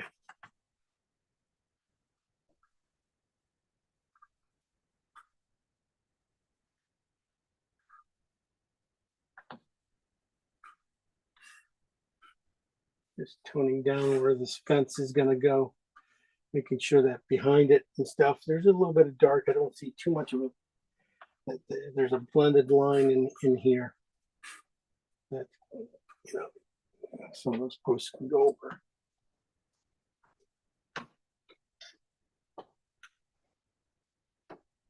Yeah, now I put that in, you can really see where this ground is a lot darker than, lighter than it should be, but we'll fix that. Got lots to fix. I'm gonna take this guy's pants, go over to here.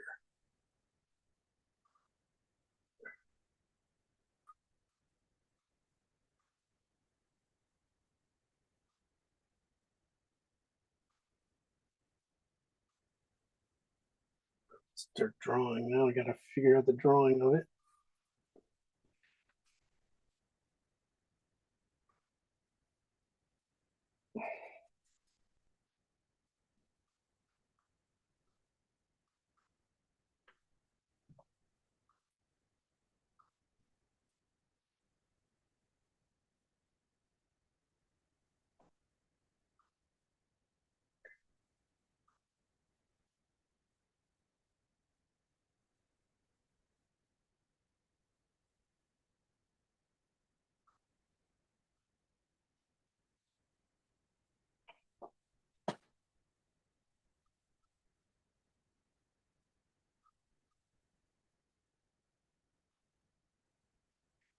I like getting a little phthalo green in the guy's face too. So I'm just going to carve it out of this tree back here a little bit. Let some of that green kind of show through in his face and hands and stuff like that. He's going to end up being a lot of cad red.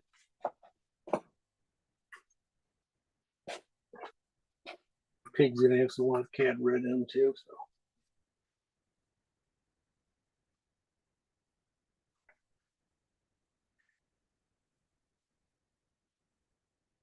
Nibble at anything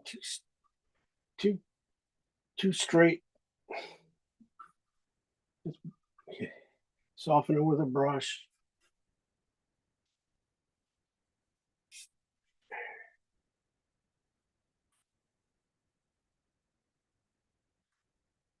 Okay, this will be good to put in this tree back in here now, that lightness in that tree.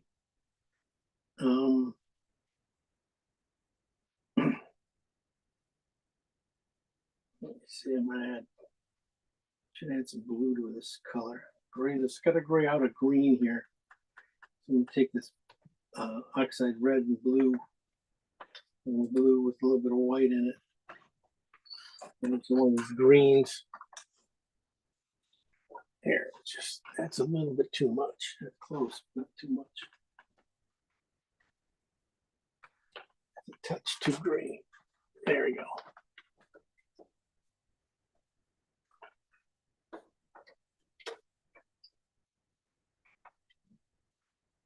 This guy doesn't get a whole lot of anything though, so you know, I'm not going to be putting in any real big leaves. I probably might have to come back and put a couple more better shadows in. But also, I got this I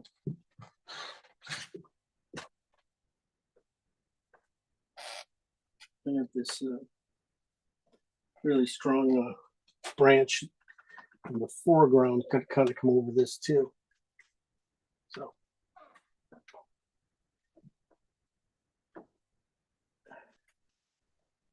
Too much there. Use these lighter greens again here now to work on these guys a little bit. And then, you know, I'll spend the rest of the time on the pig. Big pig and the guy.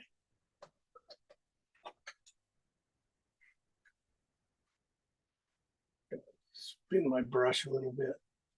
Let the brush do the work. Especially up here, I might add just a little more yellow to that color. Need some orange to make it different. Yeah, a little orange to it. Up top here makes it stand out a little bit from the other greens here. Even though it's this little separation.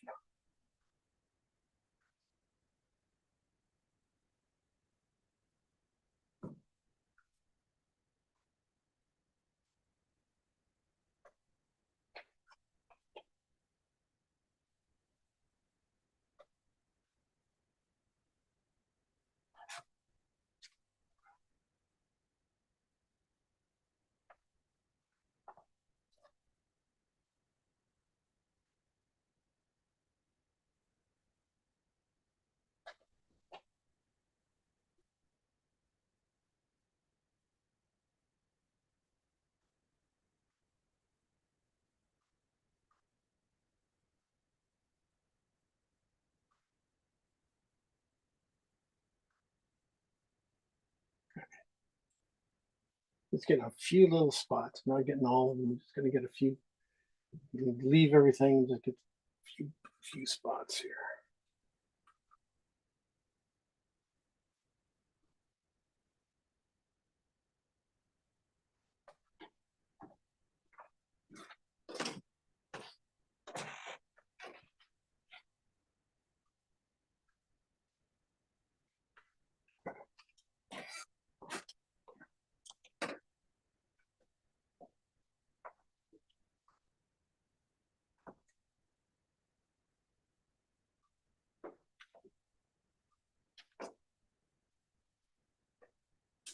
All right, let's see what we got here. All right, let's paint that pig in and then we'll paint on the guy. Let's see what this bristle will do. Then I go with the darkest reds and stuff. This is one of those really kind of rich colors. I think this came from Cad Red and Ochre.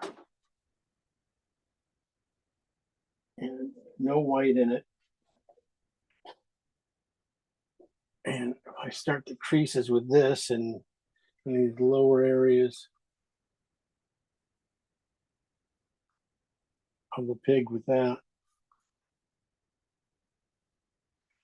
That'll be good.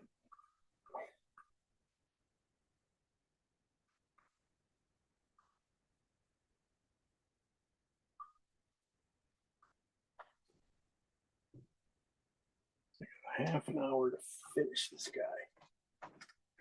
Get a good block in. Look at his face here.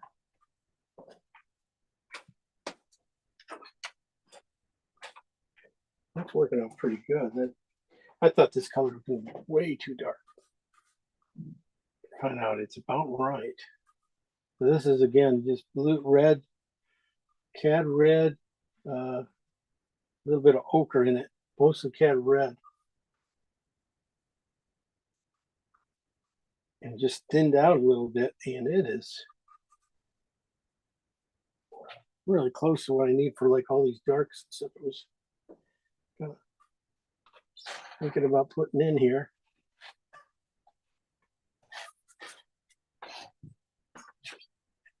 I'm taking a look right here on this. Usually right against the highlight, it's one of your darkest spots. At least it's gonna feel like that when you get up here right against that highlight. Your darkest red. So I'm gonna put it right there, edge of my bet, and then thin it out everywhere else.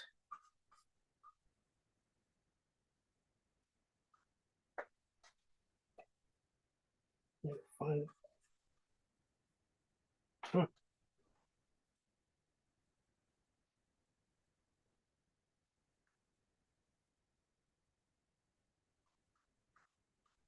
Okay.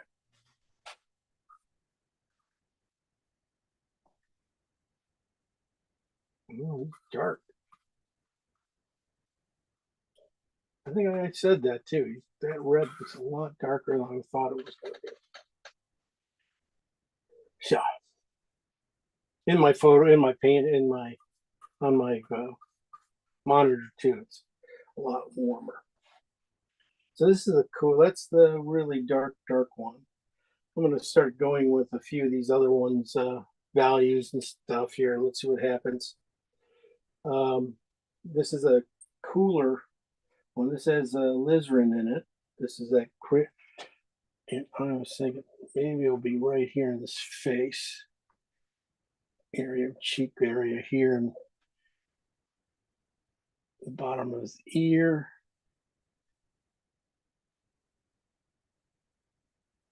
Probably should miss that dark. Shoot. Okay, I'll have to get that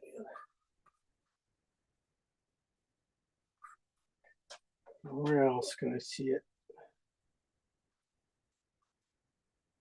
Well, the good thing about these, though, when you mix colors like this, you can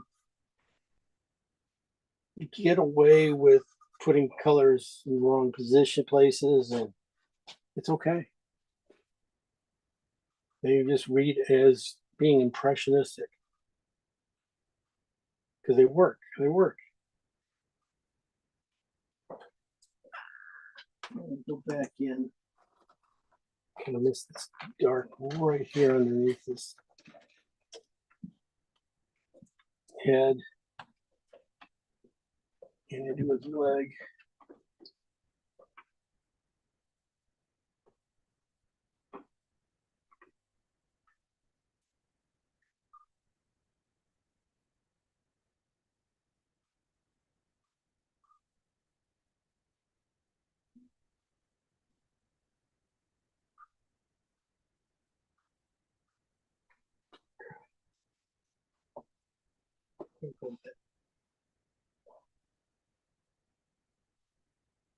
A little more green in his bottom of his feet too.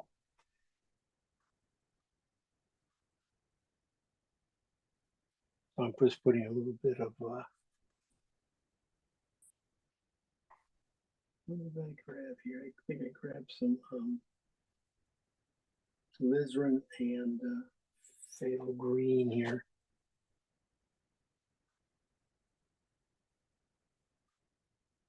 Work back into this red here a little bit.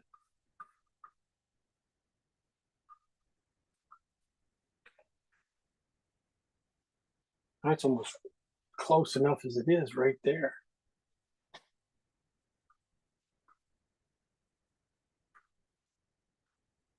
Not bad. Okay.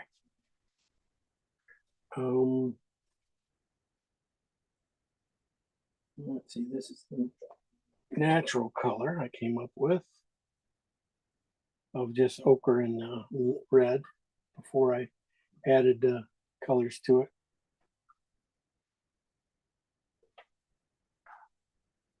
So it's a little warmer.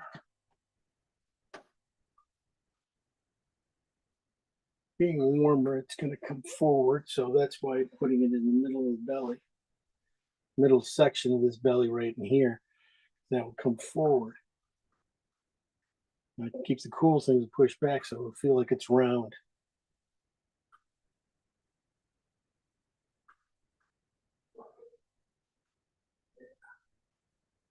And then this is the one I put some cad red yellow in. You start putting it on this outside edge.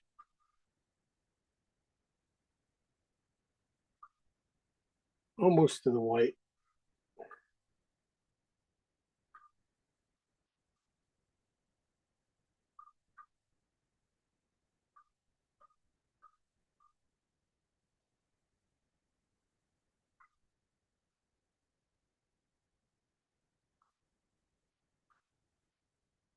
Really just feeling his shoulders, where his shoulders are, and where his, elbow, coming down from that right here.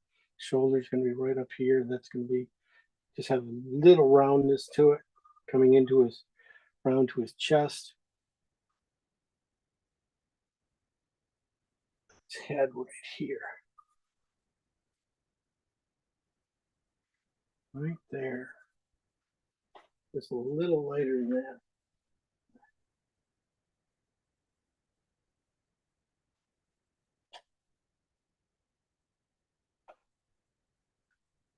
That's almost too much, Rick. Too white.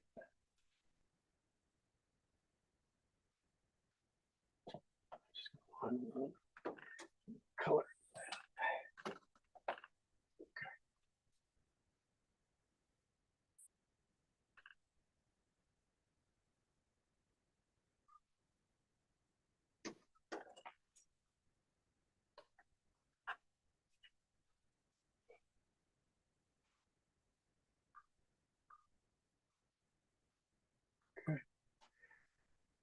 I think the rest, I'm going to go to a regular synthetic now.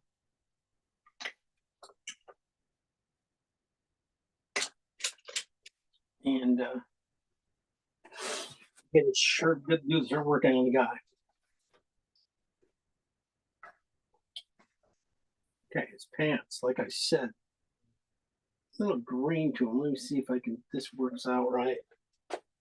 A little green to him underneath, but then on top of it, I felt a little bit of blue coolness or purple coming in over top.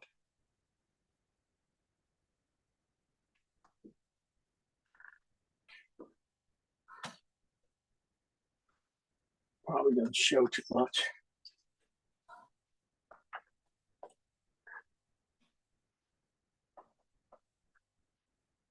Let me see his shirt. This is kind of a purple I was going to use for his shirt. This starts to tell me a little bit more about where his shoulders are when you start doing this, putting this in, start putting in the shadows. You can start to feel how long his shoulders are. Knowing that they go right up to his neck. And if I go too far, it's okay too, because of the highlight should really be the correcting force on that.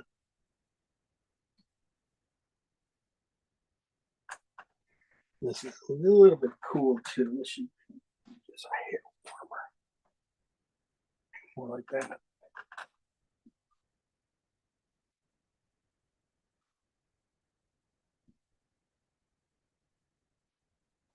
This is just for the shadows.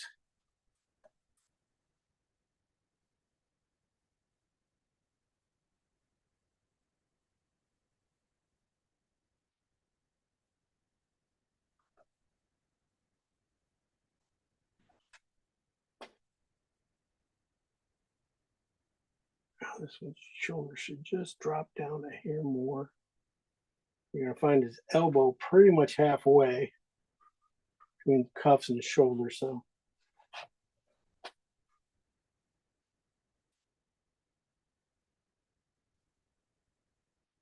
synthetic will do pretty much everything else on this painting. All right, saying those are right. I'm gonna come back with that first pig color. This is kind of that ochre and cad red mix. I'm gonna put it right into the side of his face. Catch that whole shadow. Look for the shadow. I'm not really looking for anything else. Size of that shadow, shape of that shadow, into his where his ear might be, and then into the neck.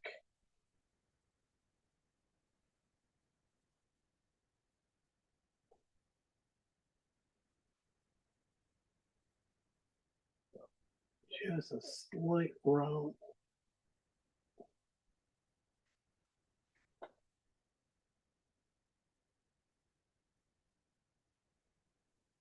Just going to hit little spots for his hands with that color. That's all I need to do.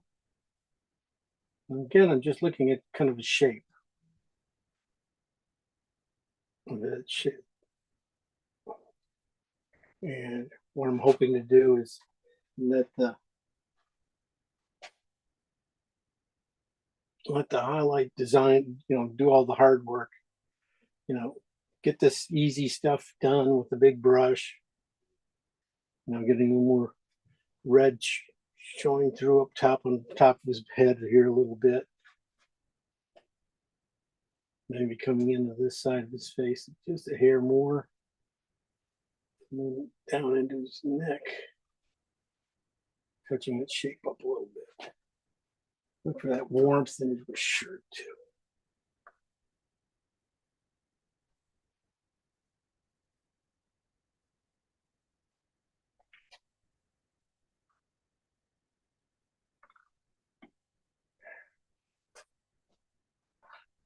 Here I'm taking the blue and the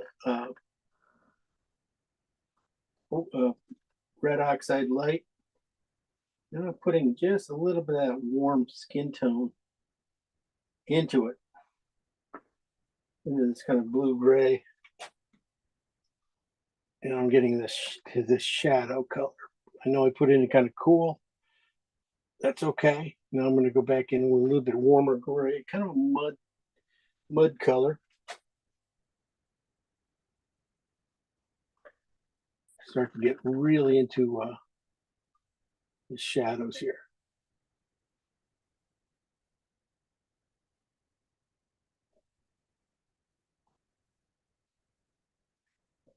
Before I get to any of that stuff, I want to make sure I get that green right down to his line. That way I can have a little bit of room to play there. When you start getting highlights in and things like that.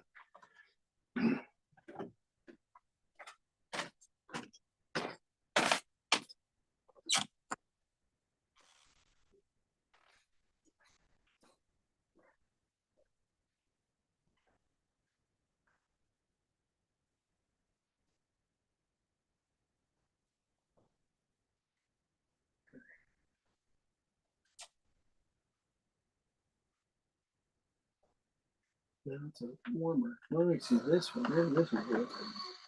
This was a skin color. Yeah. This is that ochre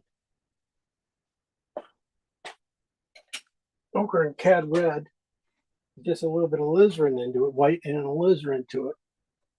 And it's really close to the shadow shirt color in some of these areas. Got that little bit tinge of red to it.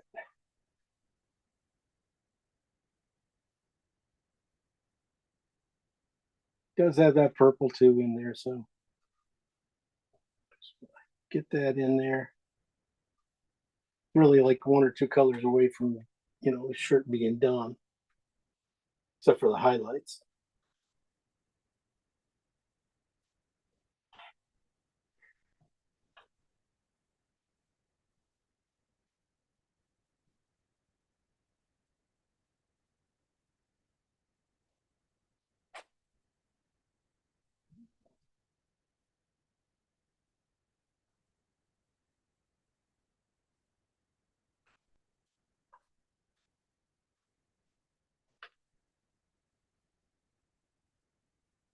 And dip my brush in oil, grab some light.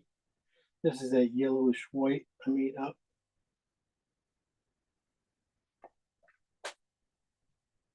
I'm gonna just drop my brush in straight for his shoulder to his neck to his shoulder.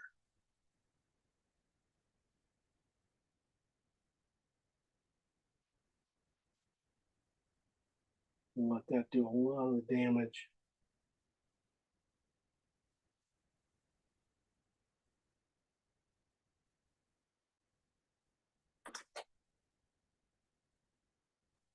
Now I'm just gonna paint in that highlight. I'm gonna leave everything else, just paint that highlight in.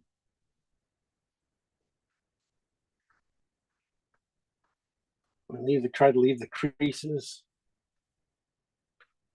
as I go. Just a touch of oil will make the brush glide a little bit. I can go here and just take it down and just give a little bit more pressure.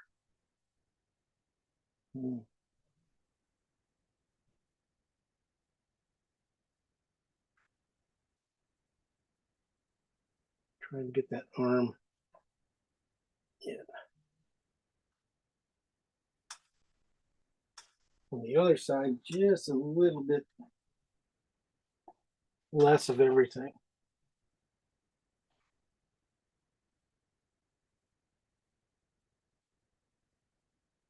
Color I'm going to be using here is that color when I add a little bit of phthalo green to the color and grade it out.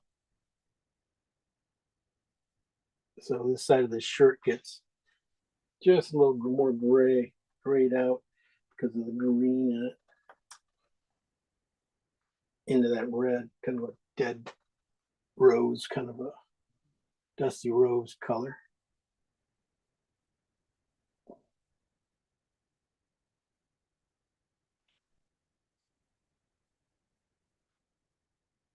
And those are really all the big things right there.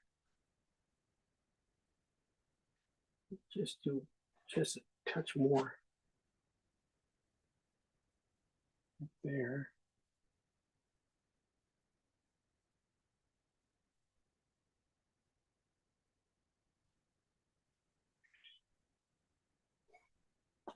Everything else has to be done with just a smaller brush.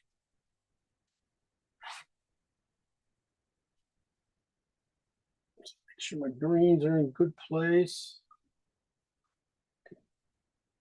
Feeling good about that.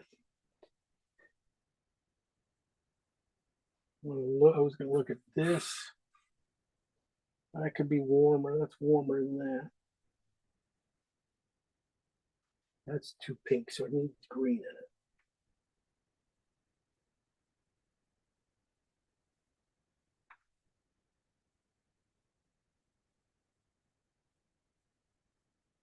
Too much white. I think this is too much.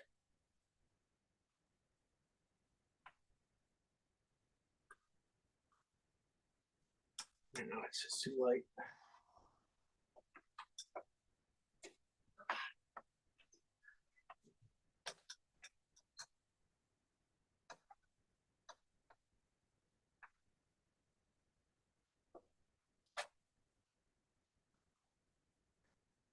It's all right. It just needs to be lightened.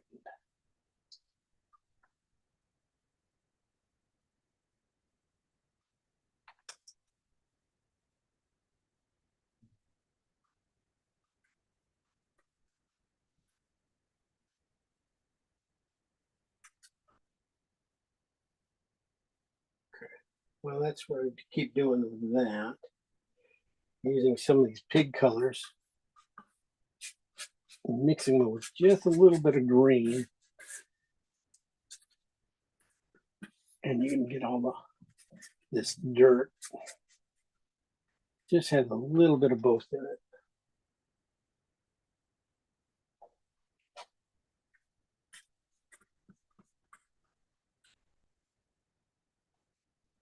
Just don't want it too red. Don't want it to read as red. Don't want to read it as green.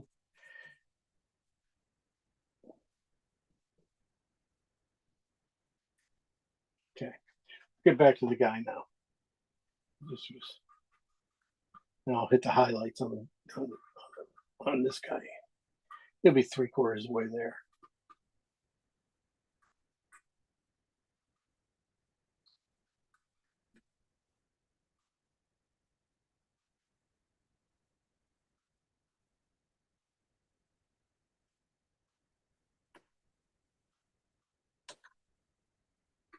So I was trying to leave that one spot too. Let me do that first. Clean my brush and we'll put in that shadow. A little red. So I'm going to go with a little oxide red and phthalo green on the red side.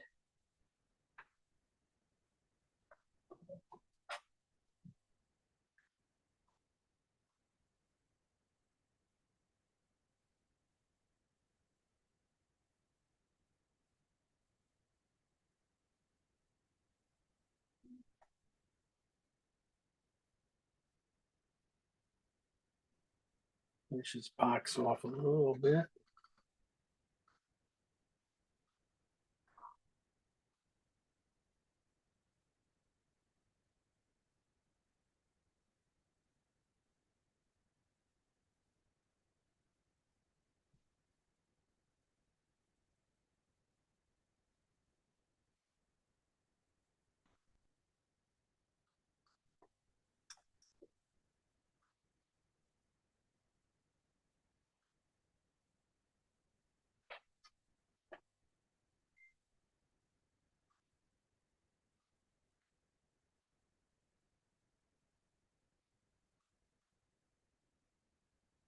Okay. I'm going to use a small brush. Keep telling you guys not to use them, but I'm going to use one. Paint this guy in real quick. And, you know, if it's a round one would be good too. The round tip. When you get people, it's really hard not to do it. You know, stay away from brushes.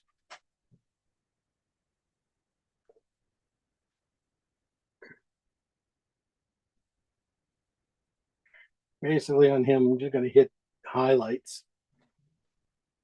Highlights in his head, forehead. And I try to, you know, it might take a few seconds to get right.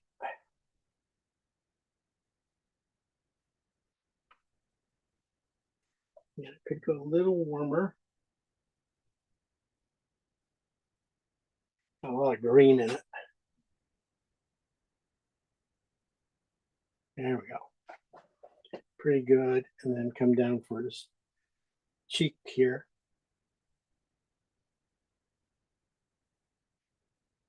I was hoping that this one color will die down a little bit. I'm going to get it just a little bit of oil.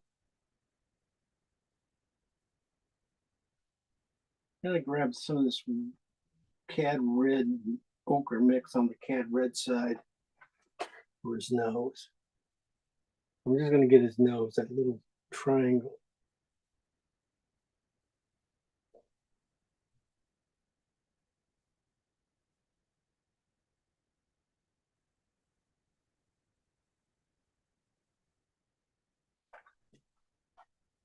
More cad red. This front part of his lobe. Just cad red under the nose. Maybe into the chin. Now cad red, almost pure cad red now. I'm going to be using. Straight out of the tube, just a touch of oil. Put in his ear.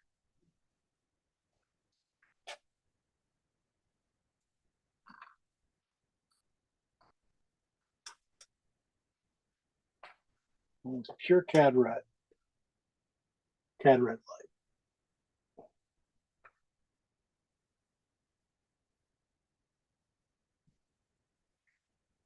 And his hair, probably find some blue gray up here. No, it's a brown. There's a little yellow in it.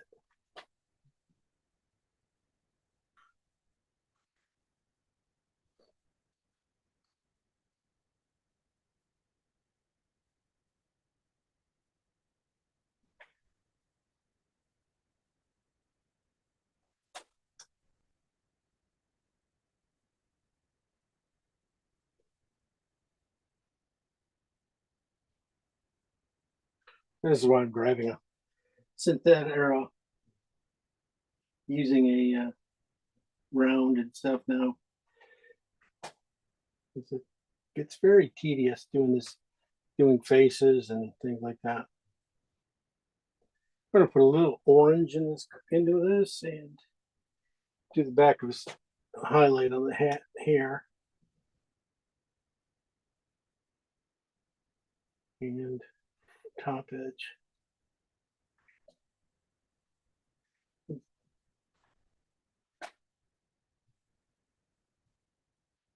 Yes, the pig has a long ways to go.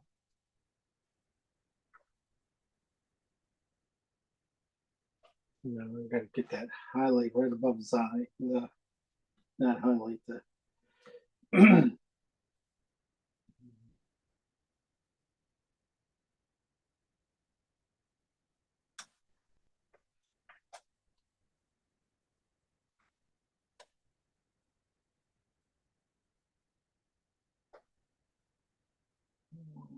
that.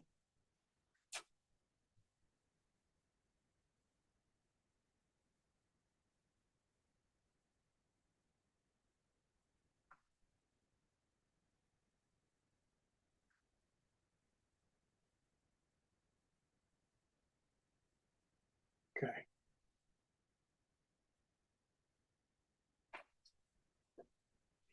All right. 2 minutes. Give me 1 more minute here. Let's do some. Let me figure out this pig here real quick for you. Highlights. Definitely, I want to go in this front one. I'm going to go a little purple for his ear, and coming in here and coming into the top of his neck on this side. That is a purple. That is came down from his shirt color. That was going to be going. I was going to put this in his shirt. Back in here, right in there. And do that one line right up to his neck. That way I could straighten out his shoulder a little higher than that one. Okay, so that's that. So that gets going a little cool. Then his back, you're gonna find just like rocks and things. This one in here, since it's not getting pure light straight down on it, it's going to be just slightly darker, lighter, not as light as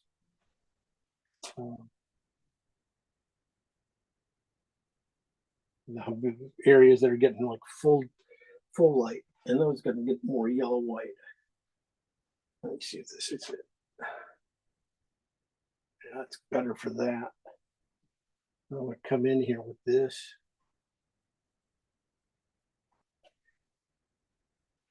This is that basically ochre and white. That's just a little cad red into it. That's where this color started off with a lot of white.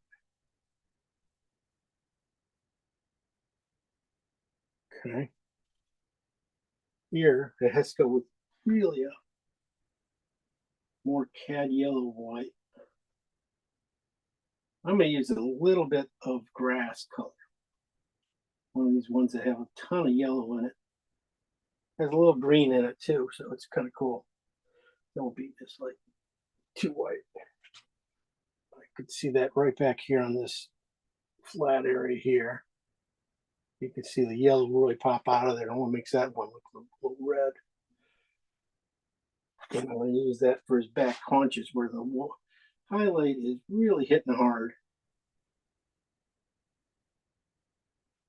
And that'll be it. Let me get this in right.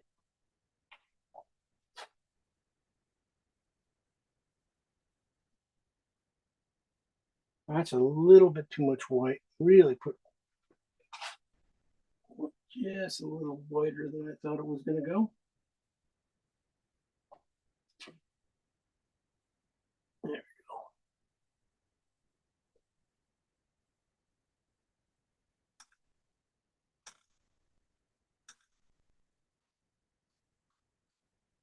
go. And his tail.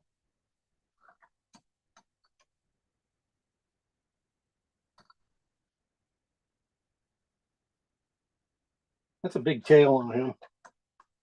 Probably able to just touch it back like his feet and stuff and get that. That looks good. I probably just have to come back here and work on his front nose a little bit and then do the box. I'm done. No, I'm not done.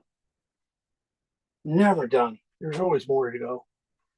I would say look for the warmth wherever you can find it, especially when you start doing in that box and stuff too. What color can I use there? It's kind of a purple.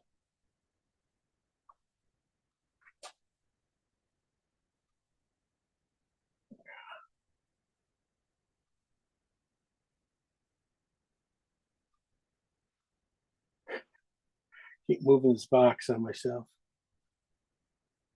All right. We are there. We need to start finishing this painting and see what you guys have done. See if you guys were able to paint a pig.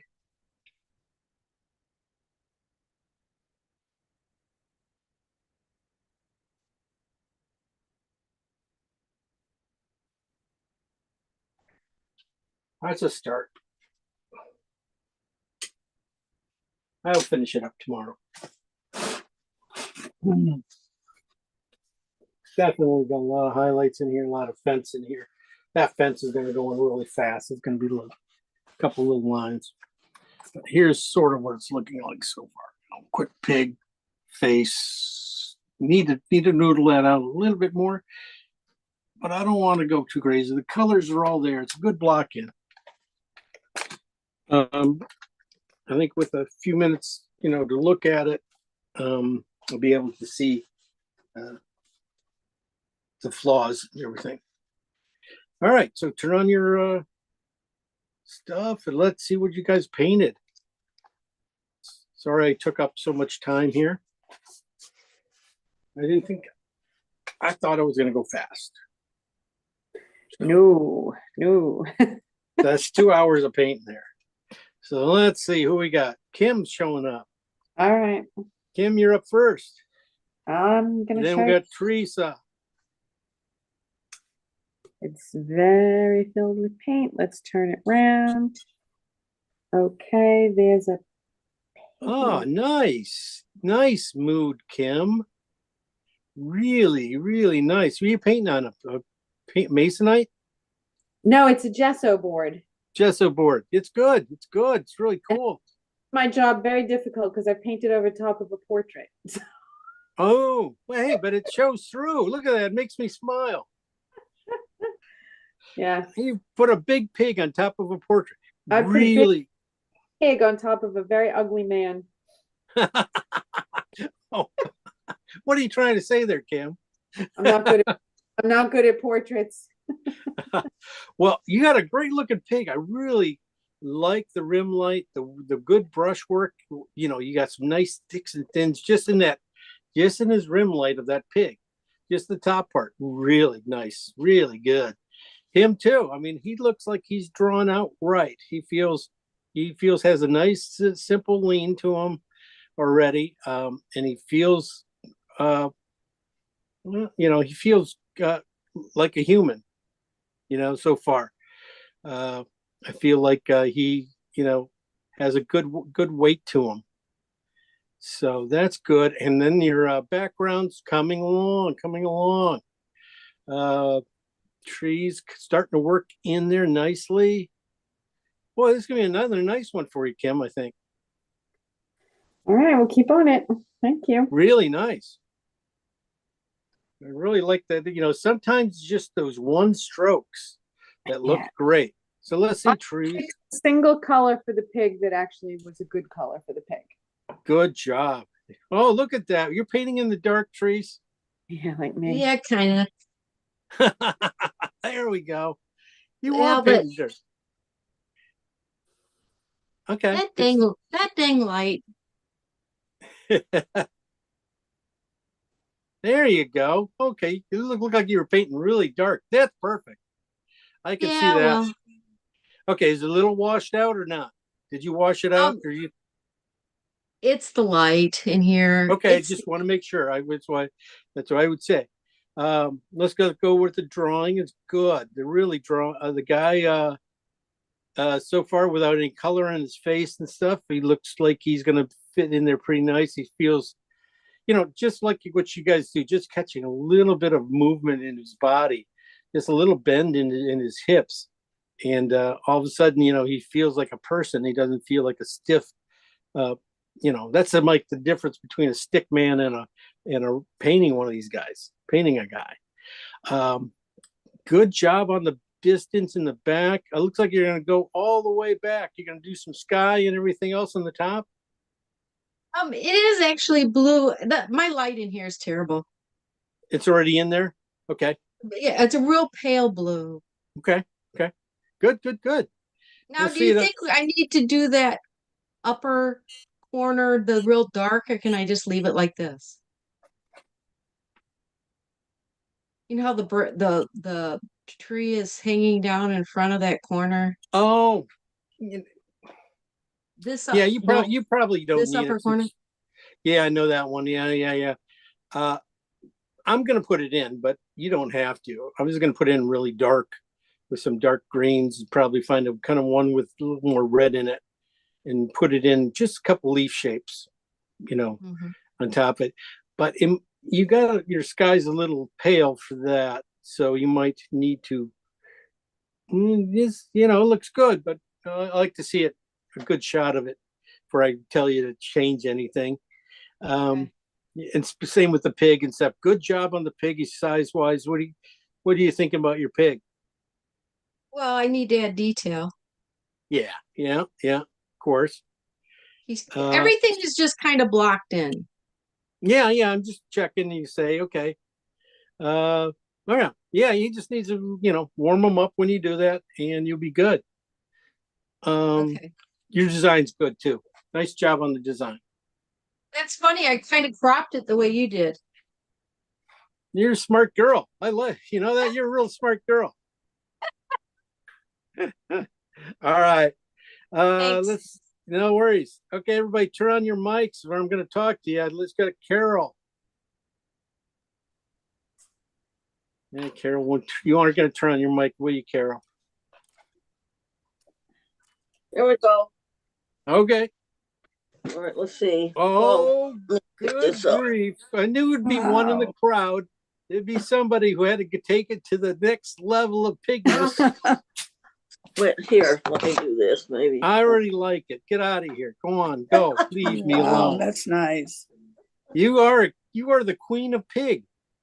Well, I do paint pigs. Not a I lot was of gonna them, say but that's why you were asking for it. yeah, That's a good looking pig. yeah. Thank I you. love that was your cropping's excellent. I was thinking about going tighter and tighter, but I said I want to keep it, a little bit of a landscape for everybody. Yeah. But you got both in there, and which is great. I like the that the guys feels good. It's I would say one thing is just his arms little Yeah, I know. Yeah. looks a little short. Well, I'll lengthen his arm, no problem. Just a hair. Yeah. But otherwise, wow. You really took full advantage of that pig, I must say. Yeah, well, I was ready for him. Good job. You asked Thank for you. it, you got it. Thank you. Really good job so far. Thank you. Finish it off. I will. That's a birdie. That's a pretty one. Okay. All right. Thank you. No, thank you. Okay, we got Kathleen coming up. Oh, Here she comes, Kathleen. What's Kathleen do? Oh, look at that warmth. wait, That my fingers, pig. my finger in the way again. Yeah, it's pretty rough, but Oh, it's rough but fun. yeah, I've never done a pig before. Me either. I really didn't. Yeah. We He haven't needs a worked- little polishing, but and it's really not that bad. It's really pretty damn good. well, thank Without the highlights on them and stuff. Usually the polishing is just really hitting the highlights, making the highlights, making sure they change from the shadow side to a full direct sun strength. Okay. And that felt good. The guy's looking pretty good. He lost a little warmth in his face, but that's okay so far. Nice cleanup. Some fun things going on in here already. I like the way the fence is going in too. Good job. well, thanks. That was just throwing that. I I'll know, keep but looking at it. the good thing is it's reds and greens, which always are a good thing to work in your paintings when you got reds and greens like this. Yeah. They're always gonna work out pretty good. So look for a little more pig color in the guy's face, and I think you're good. Okay. All right. Good Thanks. stuff. Great start. Really great start. Well, I'm always challenged with greens, so I'm trying not to get Oh. carried away. I know. It's it is challenging. Marcia, Yeah. did you paint? Anybody else? We got Lori. Lori coming up. Yep, I'm here. Lori's ready. Okay, Lori, Hi. what did you do? Wow. Oh, good. And that's nice to see you guys take and turn things around and do some nice paintings like this. That's a good thing. Look at that guy. He's looking down at his pig saying, that's a nice pig. Right? That's Yeah, a good. the colors look really bad on the screen. Okay, that's so good. Good. That's good to know. I mean, but I'm just looking basically at your design, which is working really great. Good design work there. The way the fence works behind him and coming around, it still brings everything around to him. And going back, and yeah, you don't need to show all that, even in the background back there. You don't need all that because really the story's up front here. Yeah, I'm going to simplify that background. Yeah, not by much. You don't have to do too much, really. I like the way I was saying you already simplified it.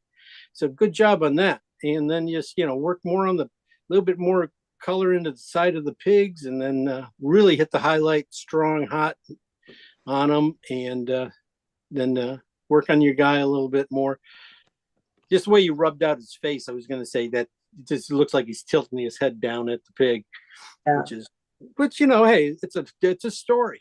That's all I'm looking for. We're all, one way or another, he's looking somewhere. Color wise, it's really good. I mean, I like you said, it's a little washed out, but I can see the pinks in the mud and the dried areas and the dirt there. That's good, and the drawing's good. So I like it so far. Okay. Thank you. All right. No, really great.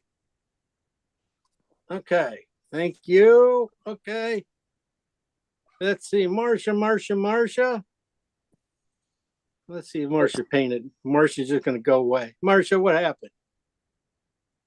Marcia's not there. Marcia went to sleep. Who asked for the pig?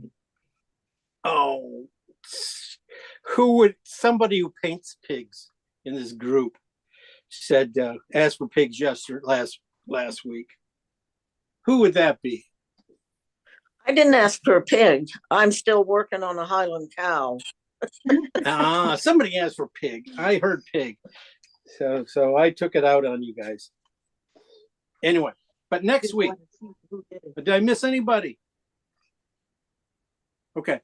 Next week, we're going to be, if you guys could get a long and skinnier, let me see, show you. Not without knocking everything over. Panel that's long and skinny. Oh, yeah. Next week. You have any of those, or you can trim one down. Oh, that's Or perfect. Bought one. Yeah, or tape it off if you have to. We're gonna paint some sea water next week, and I want a long, skinny one, something different. I think design wise, because those are always fun to paint. Because when you start going with a different design, forces you to think out of the box a little bit, and it'll be a lot of fun to paint. So We're gonna do it in one night. All that much canvas. I don't know how I can do it. oh, that's only a 12. That's only a 12 by 24. So that's about the same as one of these. So, and you see how far I got on these. Yeah, say you. No, you can do it in 8 by 16. Those work out really well. If you have one of these, you have a good mat knife, you can cut them down.